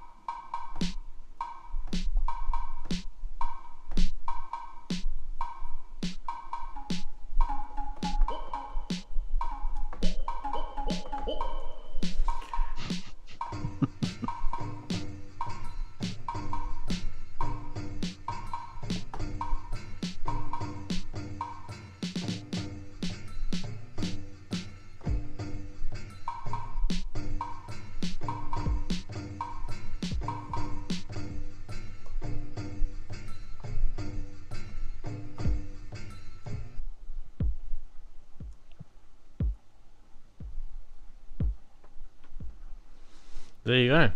So accessing all the different samples on a quirky MIDI product, if you know how to manipulate MIDI, you can actually get into the back end of these things. And the sequencer that's on these are not that bad. They're not that hard to use. They're actually not too bad. But the BeatStep Pro sequencer is just so much more intuitive, and it's very, very nicely, it's a nice big sort of user interface. It's nicely laid out, and then you can start getting all the other features that it's got, the, you know, the randomization, probability, the roller, the forward, the back, like Chris showed, even doing triplets and things like that. That's all built in here with shift keys. Now, speaking of which, Chris did show before the cheat sheet. You can download this. If you haven't already, please just get it for free. It's really, really cool. You can print it out on your color printer, stick it around your studio somewhere. It's actually really handy because you can access things pretty quickly with this. I feel like there's a little tiny bit of sort of functional menu diving with the BeatStep, but it's actually not too bad once you learn it. And I haven't really played with my BeatStep for a long time because it was sick for a while, as you guys know. I had the problem with the sticky knobs and all that sort of stuff. Also had problems with pads, as you could see. But it doesn't take you long muscle memory and things like that to get back into it. Now, one of the things that I kind of feel was like the big... When the Arturia KeyStep Pro came out, for me, I never bought one. And I know some of you guys have got a KeyStep Pro, right? And there's some benefits of the KeyStep Pro over the BeatStep, like for example polyphonic tracks, right? and it's got an extra. I think it's got 4 tracks, right, instead of 3. This is 4 only got tracks. 3. Yeah. But I've already got a key step, right? I've actually got a key step 37 as well. If you look at the fact that I've already got a key, most people already had BeatStep Pros and key steps. Most people who are in that sort of realm. So when you think about it, your key step has got a sequencer track on it. So that, and then your BeatStep's got 3. That's 4, right? So when you link the 2 products together, you've got 4. It's technically 4 sequences. I kind of felt like, I mean, the amount of money that we spend here in Australia for a KeyStep Pro is like nearly $800 Australian, which I feel is kind of steep for something that is just a MIDI controller / sequencer. I think it's a little steep. Especially if you want the black model, which is from Japan. That one's hard to get. So yeah, it's really cool. Don't get me wrong. I love it. I love the I would love to have the. It's a nicely resolved product, but as is sometimes the case, they're still, you know, kind of refining the products as we buy them. Yeah. And in this case, like me and Ranzee, we'd already sort of entered into their ecosystem before they'd kind of finished the story about the KeyStep, BeatStep story, which they haven't done anything on for quite a while. So we probably could say it has ended. I'm just silly. I have all the key steps and all the beat steps. So they're in production, but they haven't changed them for quite some time or added anything new. So I think they're finished in that sense. Well, I mean, in my opinion, I feel like the BeatStep is actually like a really, really original, unique product that Arturia invented. I actually don't really know. When this first came out, I bought mine in like 2015. I've had this for years, 10 years, right? And it's still going. I've pulled it apart today and still managed to give it a leash of life again. But I kind of feel like even still to this day, there's competitive products now, and they're not even near as old in the market as this. Like, obviously, you guys know that I'm a fan of the SQ64. For the similar reason that it's got CV like galore connectivity on the back of that sucker. Nice, and also the form factor of this, you know, it's tiny, right? But there's some quirkiness. I mean, you guys, when we've shown the 64 on the show, you guys have said, oh, there's quirkiness with this product. There's things that shit me about it. There is definitely things about the 64 that I'm annoyed with. Absolutely, I agree. And there's things about the BeatStep. Chris, you'd agree. There's things that annoys us, right? But still, like I'm saying, 10 years ago, I still think even today the BeatStep Pro is insanely cool product. Even today, it's very, very useful. Even the original BeatStep non-Pro is really cool. I enjoyed that. Yeah, I've got one of those with the sticky knobs on it. Yep. What was the last thing I wanted to talk about? Sticky, the last thing I wanted to talk about is the elephant in the room, and that is actually one of its worst little implementations, and that's this thing here.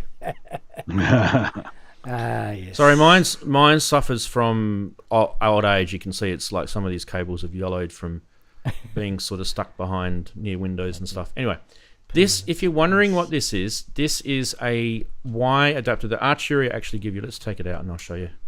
It's a Y adapter that Arturia give you. Don't ever lose this thing because they're bloody expensive to get. It's in the bag when you get the manual. Now on the back of these, you can see one's got PC and one's got power written on it. And the whole purpose of this thing is to stop USB ground loop noise, right? That's the whole purpose of this thing. So you can see with me, I've got 2 USB connections. One goes to a power, which is the orange one, and this white one goes to the Mac. Okay, and when it was plugged into eurorack before, you guys didn't hear any ground loop noise. It was working beautiful. So if you don't use this, you will get terrible USB noise coming through into your eurorack. Yeah, it sounds like a machine running, like a vacuum. It's horrible. So, well, I mean, really, it's solved with this, but yeah, I don't know, my bugbear of the whole thing. Now, one other thing. That and the fact it's that micro USB thing. Oh yeah, I mean this is flapping around in the breeze at the back now. This cable's had it. Syncing with an analog clock is the other one I wanted to show you guys. Yep. So clock in, clock out. It's quite tricky. It's not like as easy as some people would think. So on the back, there's no start-stop signal. That's why. There's your analog clock inputs. You've got clock in and clock out. If I want this to sync to an analog clock, I want it to come in from say I want my Pamela's new workout to sync to this, which is quite easy. I'll go and do that in a sec. So we just plug a clock into here. Now you'll notice some really, really strange things happen. I'm just going to show you what most people do because I want it to be like a user experience, right? Yes. Like you've just done it for the first time and you think, what the bloody hell's just happened? Which is exactly what we all do. So, which one's PC?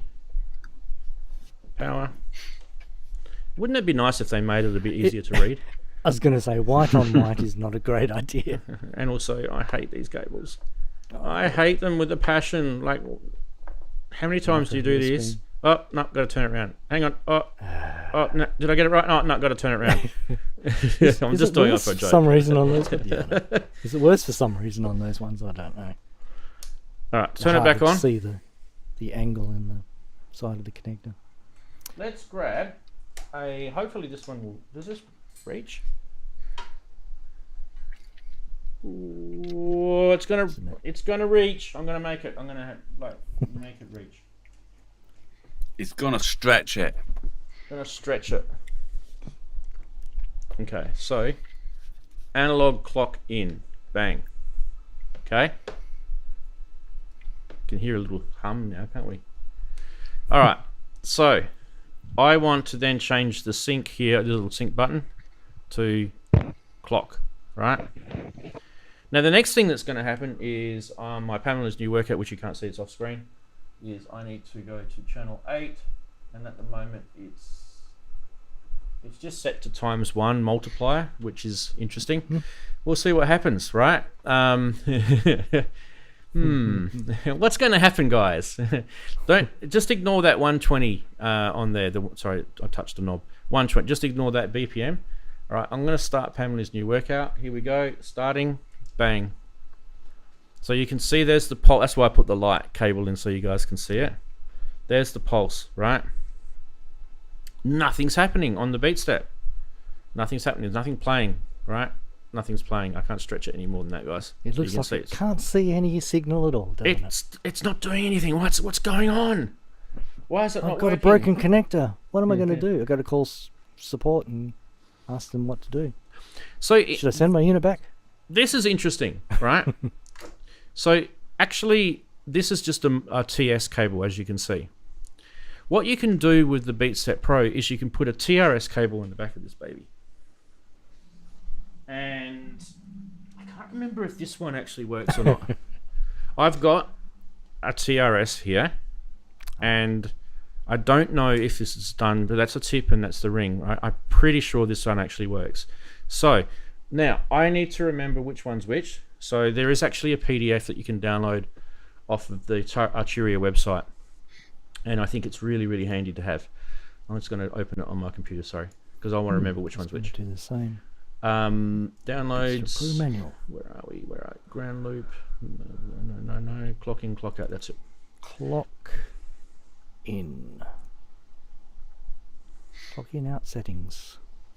There's a Roland DIN version of it as well.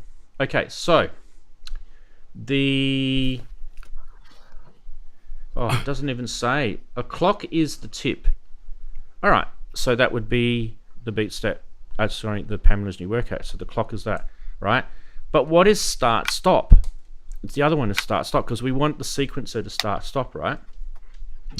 So what can we use to start stop? So let's plug it in there again. Actually, it was kind of cool when I just did that. You guys didn't see it. When I plugged it in, oops, sorry. Watch that. Watch this. Do you see that? Did you see that? How that flashed here? Just look down here again. I'll do it again. You watch what happens.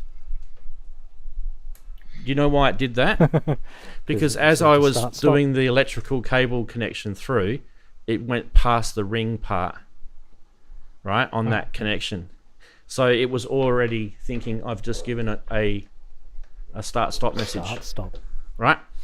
But we can send it a clock into here to start-stop it. It's also picked up the tempo now, I think, hasn't it? No, not yet. No, it's not yet. No. What can we send it for a start? Sure. Channel 9 of the Pamela's new workout.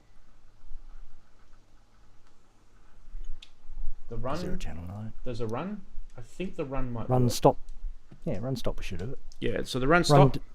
Needs to be I'll run show you down, guys. so I'll take the camera over to that in a sec. So we'll plug that into there. The run stop connection into the red one. And I've got more room here, so we can show you the whole thing. Let's just get the camera on the eurorack so you guys can see what I'm doing. Fade that over here. Let's get the PDZ happening.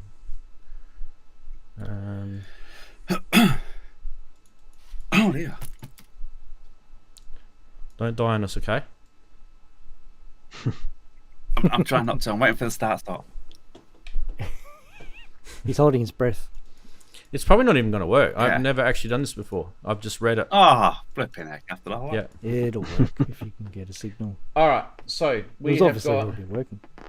So we've got my hands in the way. That's number 8 there. That's the signal coming out, and that white one there is the run connection. That one there. Oh, cool. That'll do it. Okay. So if I press start here, so that's that orange button there. If I press start, you can see the Pamela's new workouts running there, and I'm going to press stop.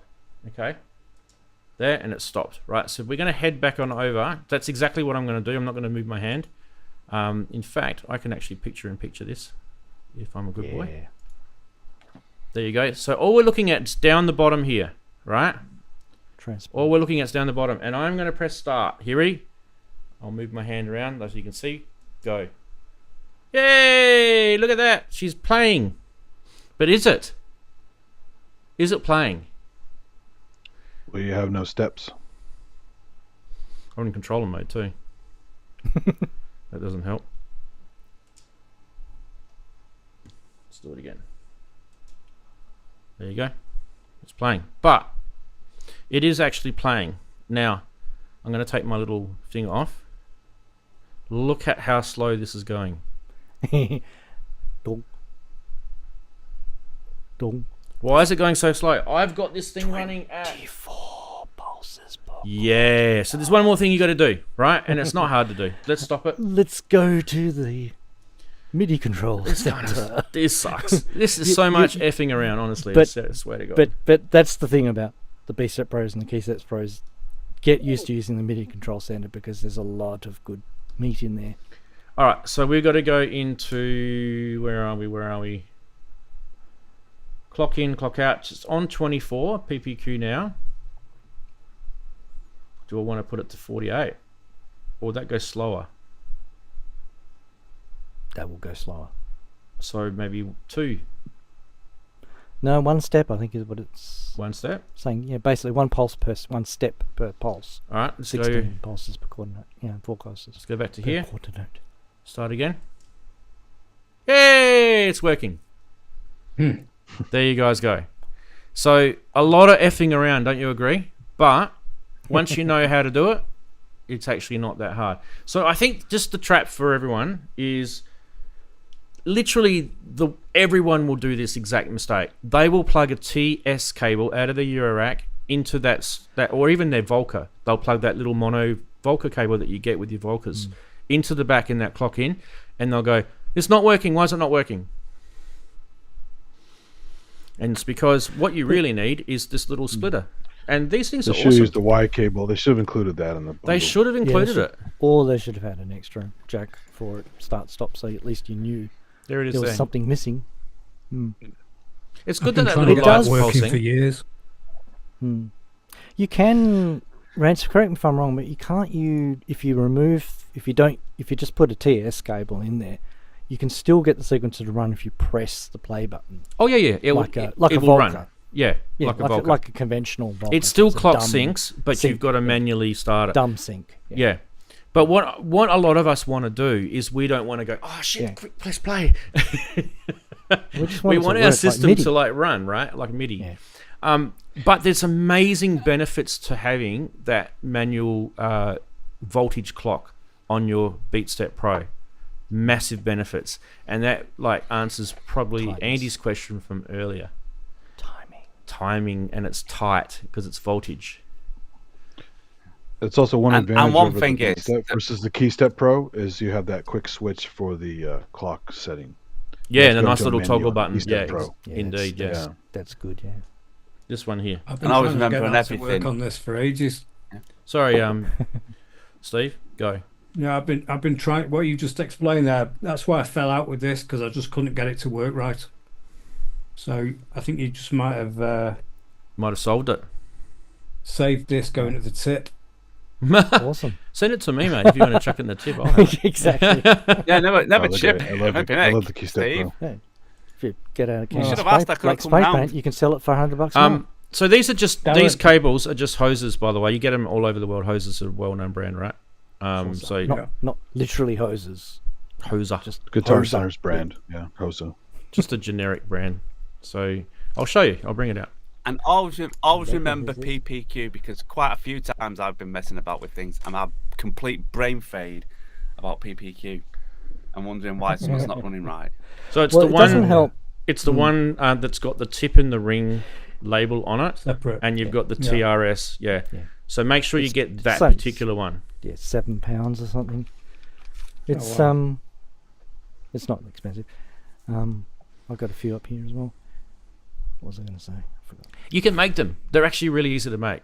Like you can go to your local electronic shop and just solder a couple of wires in. It's just tip and ring. That's all it is. Yeah. And it uses its common ground if you want. Yeah. And the PPQ, because like I think it was the Metropolis. I can't remember sending a clock into it or a clock out of it into something, and I had complete brain fade. I couldn't work out why it wasn't on time with the other one. It was, I can't remember what I was plugging it into, and it's PPQ obviously, but that's the thing that you always forget. Yeah, you do. Gets us all. I mean, because there's no true standard, is there? There's like a varied amount of different PPQs. There's lots of them. Yeah, there's lots of them, and you just forget because you're thinking music. You're not thinking. Yeah, you're not thinking exactly. You're not thinking that should be on time. Yeah, What's the problem? It's just even me who's like doing stuff day in day out on clocks and synchronization. Occasionally I'll plug something in and go, "Why is that?" So you just forget. Okay, So is it the out? Yeah. Is it the out? Sorry, everyone's. Is it the output that you need to put on? Put 1 pulse per quarter note, and then the clock rate 1 pulse per quarter note. I put the sync on the MIDI control center to 1 step. Yeah. That's what I put it on. It's a strange. The drop down is a bit strange the way it does that, because I could see you even got confused because I got confused. I remember every time I go in there, it's go, "There's not what I can't find the setting," and you go, "Oh, they've used a different terminology for that whole thing." You know, no relationship between. Yeah, because you've got PPQ and then you don't. Yeah. It's one step. Yeah. They needed a longer box, so you could say 4 PPQ and in brackets 1 step per clock, which is literally everyone's PAMS. happy then.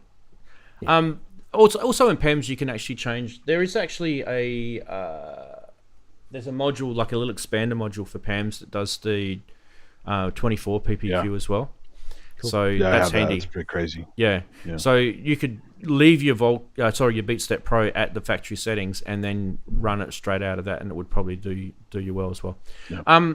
Just one other thing too is one more benefit with that little expander module is it doesn't use up the 8 ports on your PAMs as well, and it keeps it in sync. So anyway, Chris, you were doing your little demo, which was awesome, much better than mine. Well done, thank you very much.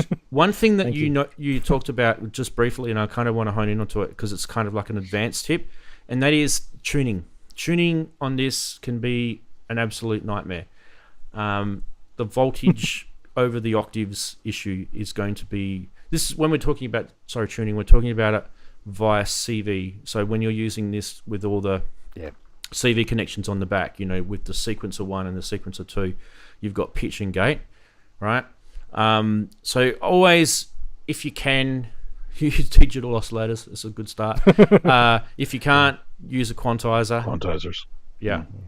So this is if you're using CV, guys. MIDI, you don't have a problem with tuning. It's all just done digitally, so it's all fine. But yeah, CV control voltage tuning sucks. You can muck around with the tuning in there. Yeah, you can spread your tuning error over a certain point or concentrate the tuning so the majority of the it's making digital sound so much better now. It is, Darren. Actually, it's funny. Using MIDI to CV, I use like the Mutant Brain to do MIDI to CV from the BeatStep Pro to the modular. And you still need a quantizer if you go to an oscillator that doesn't have a proper thing. So even though it's coming from MIDI, once it goes into CV world, you still need a damn quantizer. Yeah. Some of my stuff goes sour sometimes. So. Yep.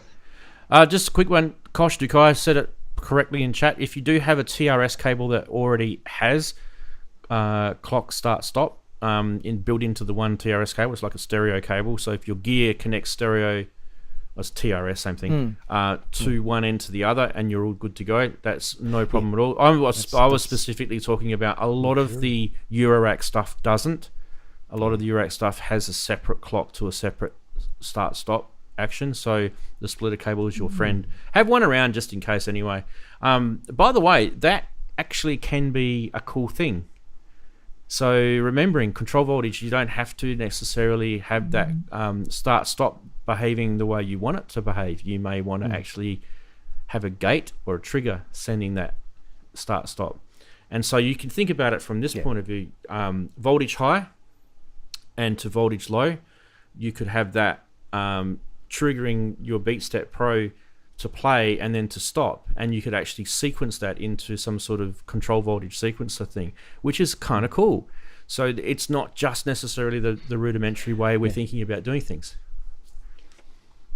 Yep, much like all sequences that you can control. Exactly. Start, stop, like the 962 with its last step, stopping the sequencer. If you wire it up, it'll automatically go to the end of the sequence and then stop. You can do longer tricks of that with the BeatStep Pro using... Which I haven't done. I haven't done it on the reverse way. I've manipulated the 960 with the BeatStep Pro, having that sort of then, shift the steps across and then stop, and then shift the steps and stop. And that's really cool fun doing that, just using the pads to shift steps and things. But I haven't done it the opposite way around. And I have to play with that. I reckon it'd be interesting sort of stuff there. But yeah, I know a lot of people use their BeatStep Pro and they don't use it with control voltage. So if you're one of those people that just use it purely with MIDI, do get out some of your gear that's got control voltage in it. Like even... Yeah, there might be some hidden benefits there you may not have... Even a Boutique, it's got control voltage in it, over here. Right? We could even try that now. You never know. It's got CV... Oh no, that's CV out. Oh, but it does have external clock in. Interesting. Anyway. It doesn't have CV go in. Yeah, so much stuff now has at least clock in, because a lot of things have internal sequences in them. And it's just hell fun synchronizing everything together. Just shuck things together for a moment. Don't have to worry too much about your MIDI setup and your throughs, and you just get a cable and go, let's put these two together. Jam. All right, now people are getting antsy. We are going to... They're getting antsy. I don't know. I introduce these things on the show and they bite me in the butt.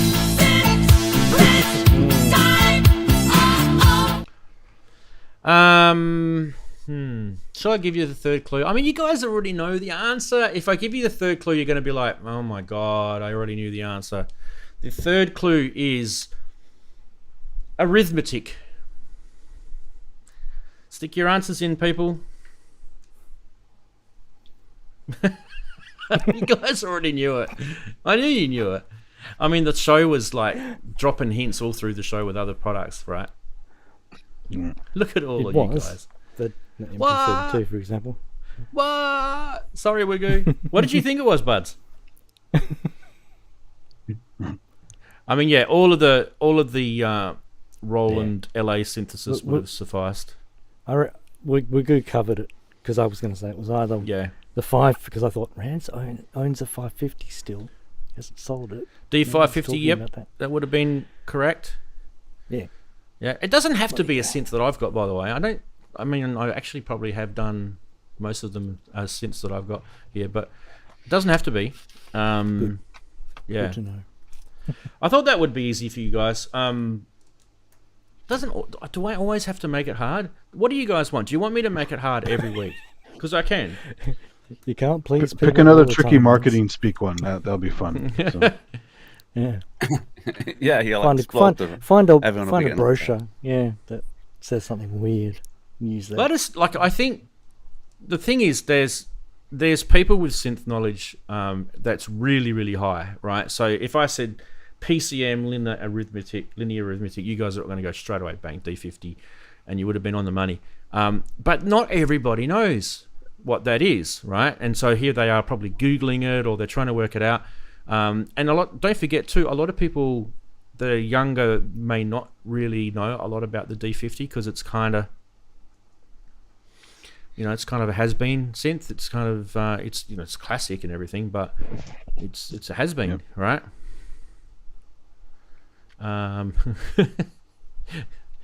Easy there, Mr. Spong. But yeah, do you want me to make them more difficult? I really make it so it's not Googleable. I don't really know how to do that, Babs. Seriously. Yeah, it's tricky. Unless I can find a synth that hasn't got its manual online, which is just about none of them, I don't think that's going to be possible, Bert. Yeah, I know we are, buds. Half god, half beast. We're all kind of the senior sort of level, but I don't know. The thing is, like, if I make some easy, you'll all get it. If I make some hard, some of you will get it, some of you won't. I'll just kind of change it up every week. Make it controversial instead, then. We've done plenty of that, haven't we, Darren, over the years? Exactly. Well, we all. I guess so. I always say something controversial at some point. Andy said he never got it. See? Good on you, Andy. At least you're honest, mate. See? I'll tell you what, if I was on the receiving end, like you guys, of these quizzes, I'd probably be like, what? Should we do guest synth quiz masters? Should we do that? Mm-hmm. We can have a guest quiz master. Do we all have to do our own version of that theme song though? No. I think everyone's digging the AI right now. We'll do the AI. But what about we'll have the first guest. We'll have Wagoo as the first synth quiz master guest. Ooh, and he can do popping into the quiz. Nice. He can do the synth quiz next week. Now, it's pretty easy. The rules are it has to be one synth that exists that we can know about. It can't be something like that nobody's heard of, like some quirky thing made in Russia or something. I guess it can't be something that hasn't been released yet. Yeah, it's got to be something that we can find and buy, and like we know about those things. Yeah. And three. It's funny because not only keywords. did you say D50 earlier, but you said LA Synth earlier as well. So I did. Yeah, I dropped hints all through the show. Yeah, and I did that with the other quiz a few weeks ago as well. Dropped hints all through with the Roland SHO10. Yeah. Yeah. So we go. You don't have to come on the show, mate. But if you want to, you can. It's up to you. You can just send it in to me via however method you want to. Your 3 questions and your three keywords or 3 clues, if you want to call it that way. Yeah, clues. That's it. Why the same questions? Yeah. But we got through every segment, and we even managed to get through our topic this week. And Chris did amazing. So I want everyone to thank Chris for his little contribution, especially for his birthday. Yeah. Next time I see Chris, I'll bring a beer. Ranzee knows. Yeah, cheers, mate. Ranzee knows how to give people fair warning. Yeah. You told me about this 2 weeks ago, mate. Yeah. and of course I listened to you intently and went, made sure I got everything ready. Like the sucker. Wagyu should come on for the quiz dressed as Hatsune Miku. Nah, it's okay. Yeah. Hey. I don't. You got me using the gear again, Rance. It's always a good thing. Well, that's the thing. We need to. I mean, I probably need to wrap the show up to be honest, but we need to get a rocket up, people, and get some name that synths back in. So I'm just going to give it a plug because I feel like we can. over here. Name that synth. If you guys want to send your name that synth in, piss off Google. Here we go. Name that synth. Click on the link. It tells you a little bit about the name that synth. What is name that synth? If you are new watching, it tells you all about it. We have a segment where someone plays a single synth and does a little video of, most importantly, does the audio of that synth, and we have to guess what it is. And if you do guess it correctly, you actually win a copy of Unify software from Plugin Guru, which is actually an amazing prize. So how to contribute is under the contributor information. If you want to send your video in, follow these instructions here. I actually haven't read this for about 3 years. It's probably still good. There's an example video there if you want to check it out, which I did. It's pretty controversial, that one, actually. Got everyone fancy putting a controversial video in. Everyone will be copying that idea. Got everyone angry, that one. That's good. Doing my job if I get people angry each week. Anyway, yeah, I got through all of the reference things: drum controller, Eurorack, MIDI, CRS. We didn't really show the poly mode in the drum thing, the poly thing. Polyrhythms, we didn't really get into that. Before. But I don't think it's really. It sounds really fancy, right? It's not that good, really. It's just you can use it for polyrhythms, That's all. If you guys want us to show it, we can show it next time. Andy, what are you doing? Oh, sorry, I'm muted.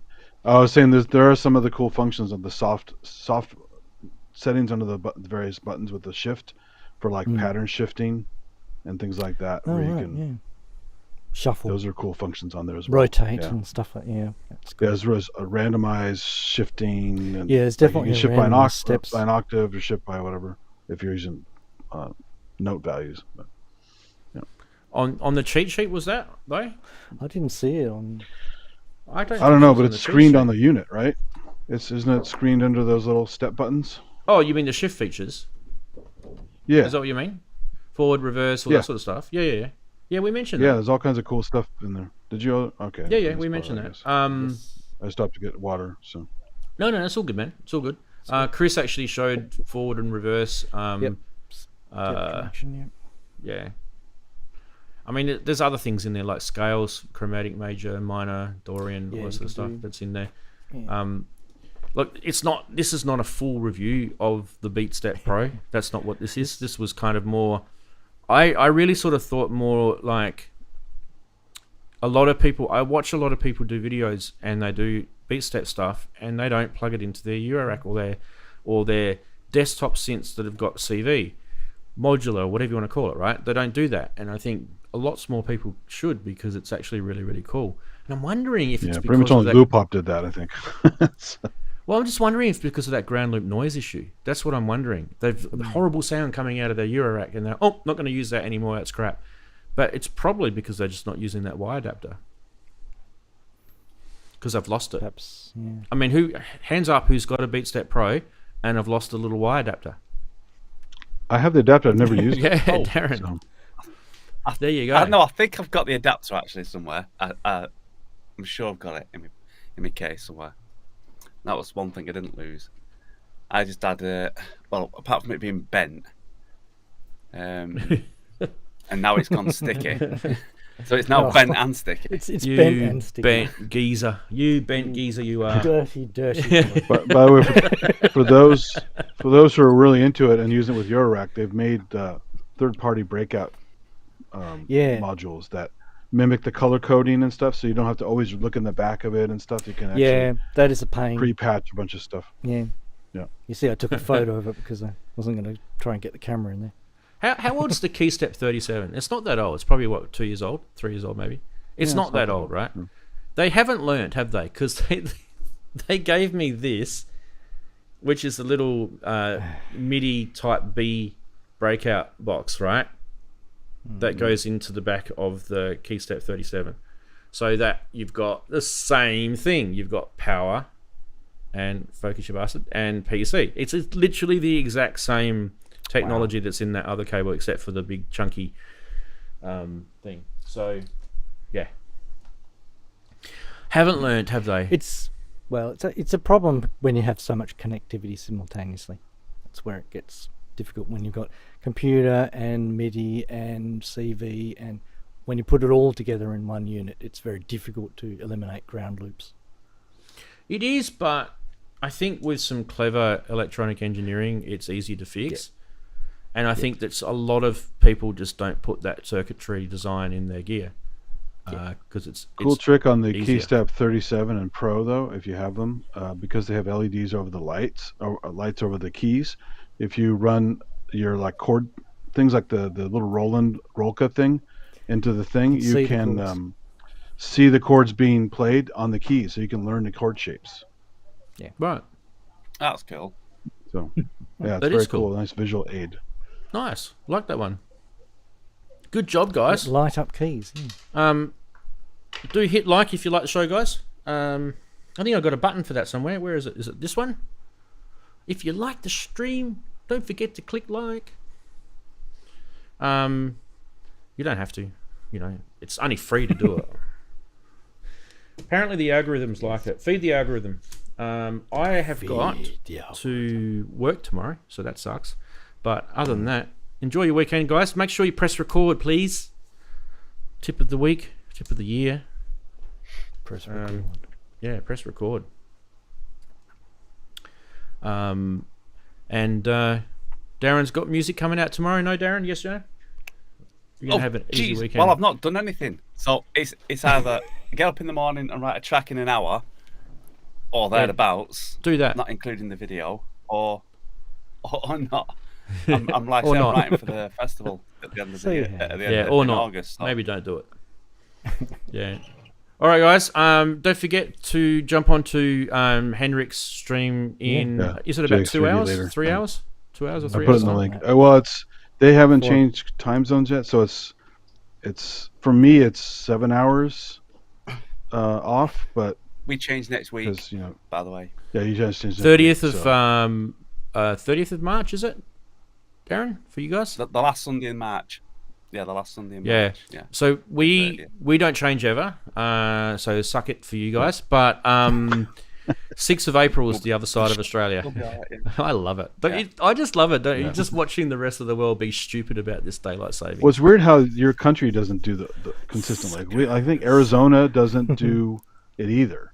Arizona, so we have some states that don't follow. They're awesome, Arizona. Yeah. Actually, not awesome. They're very Trumpy. But that's another story. Bugger. Oh, they'll be banning time. Yeah, you should invite Trump to San Fran and make him walk down the street without looking down. He claims he's a germaphobe, although his behavior, I won't go into details, says otherwise. But yeah, he's getting a bit senile, I think. Anyway, we can't go off on tangents. I've got to finish the show. And I've actually got to get up. Wow, got to get up early tomorrow. Anyway, happy birthday, Chris. Next time I see you, let's have a beer and we'll catch up. Absolutely. Yeah. We'll catch up soon anyway. Good to see you again, Steve. Welcome back anytime, as I always say. Love to have you, mate. Darren, thanks for joining us, mate. And Andy also. And it's nice. Andy's much more happier when he's had an extra hour of sleep, isn't he? Don't you agree, guys? He's more chirpy. He's like a new man. All right. Be nice to everyone. Catch you later. Bye. Bye-bye. Bye.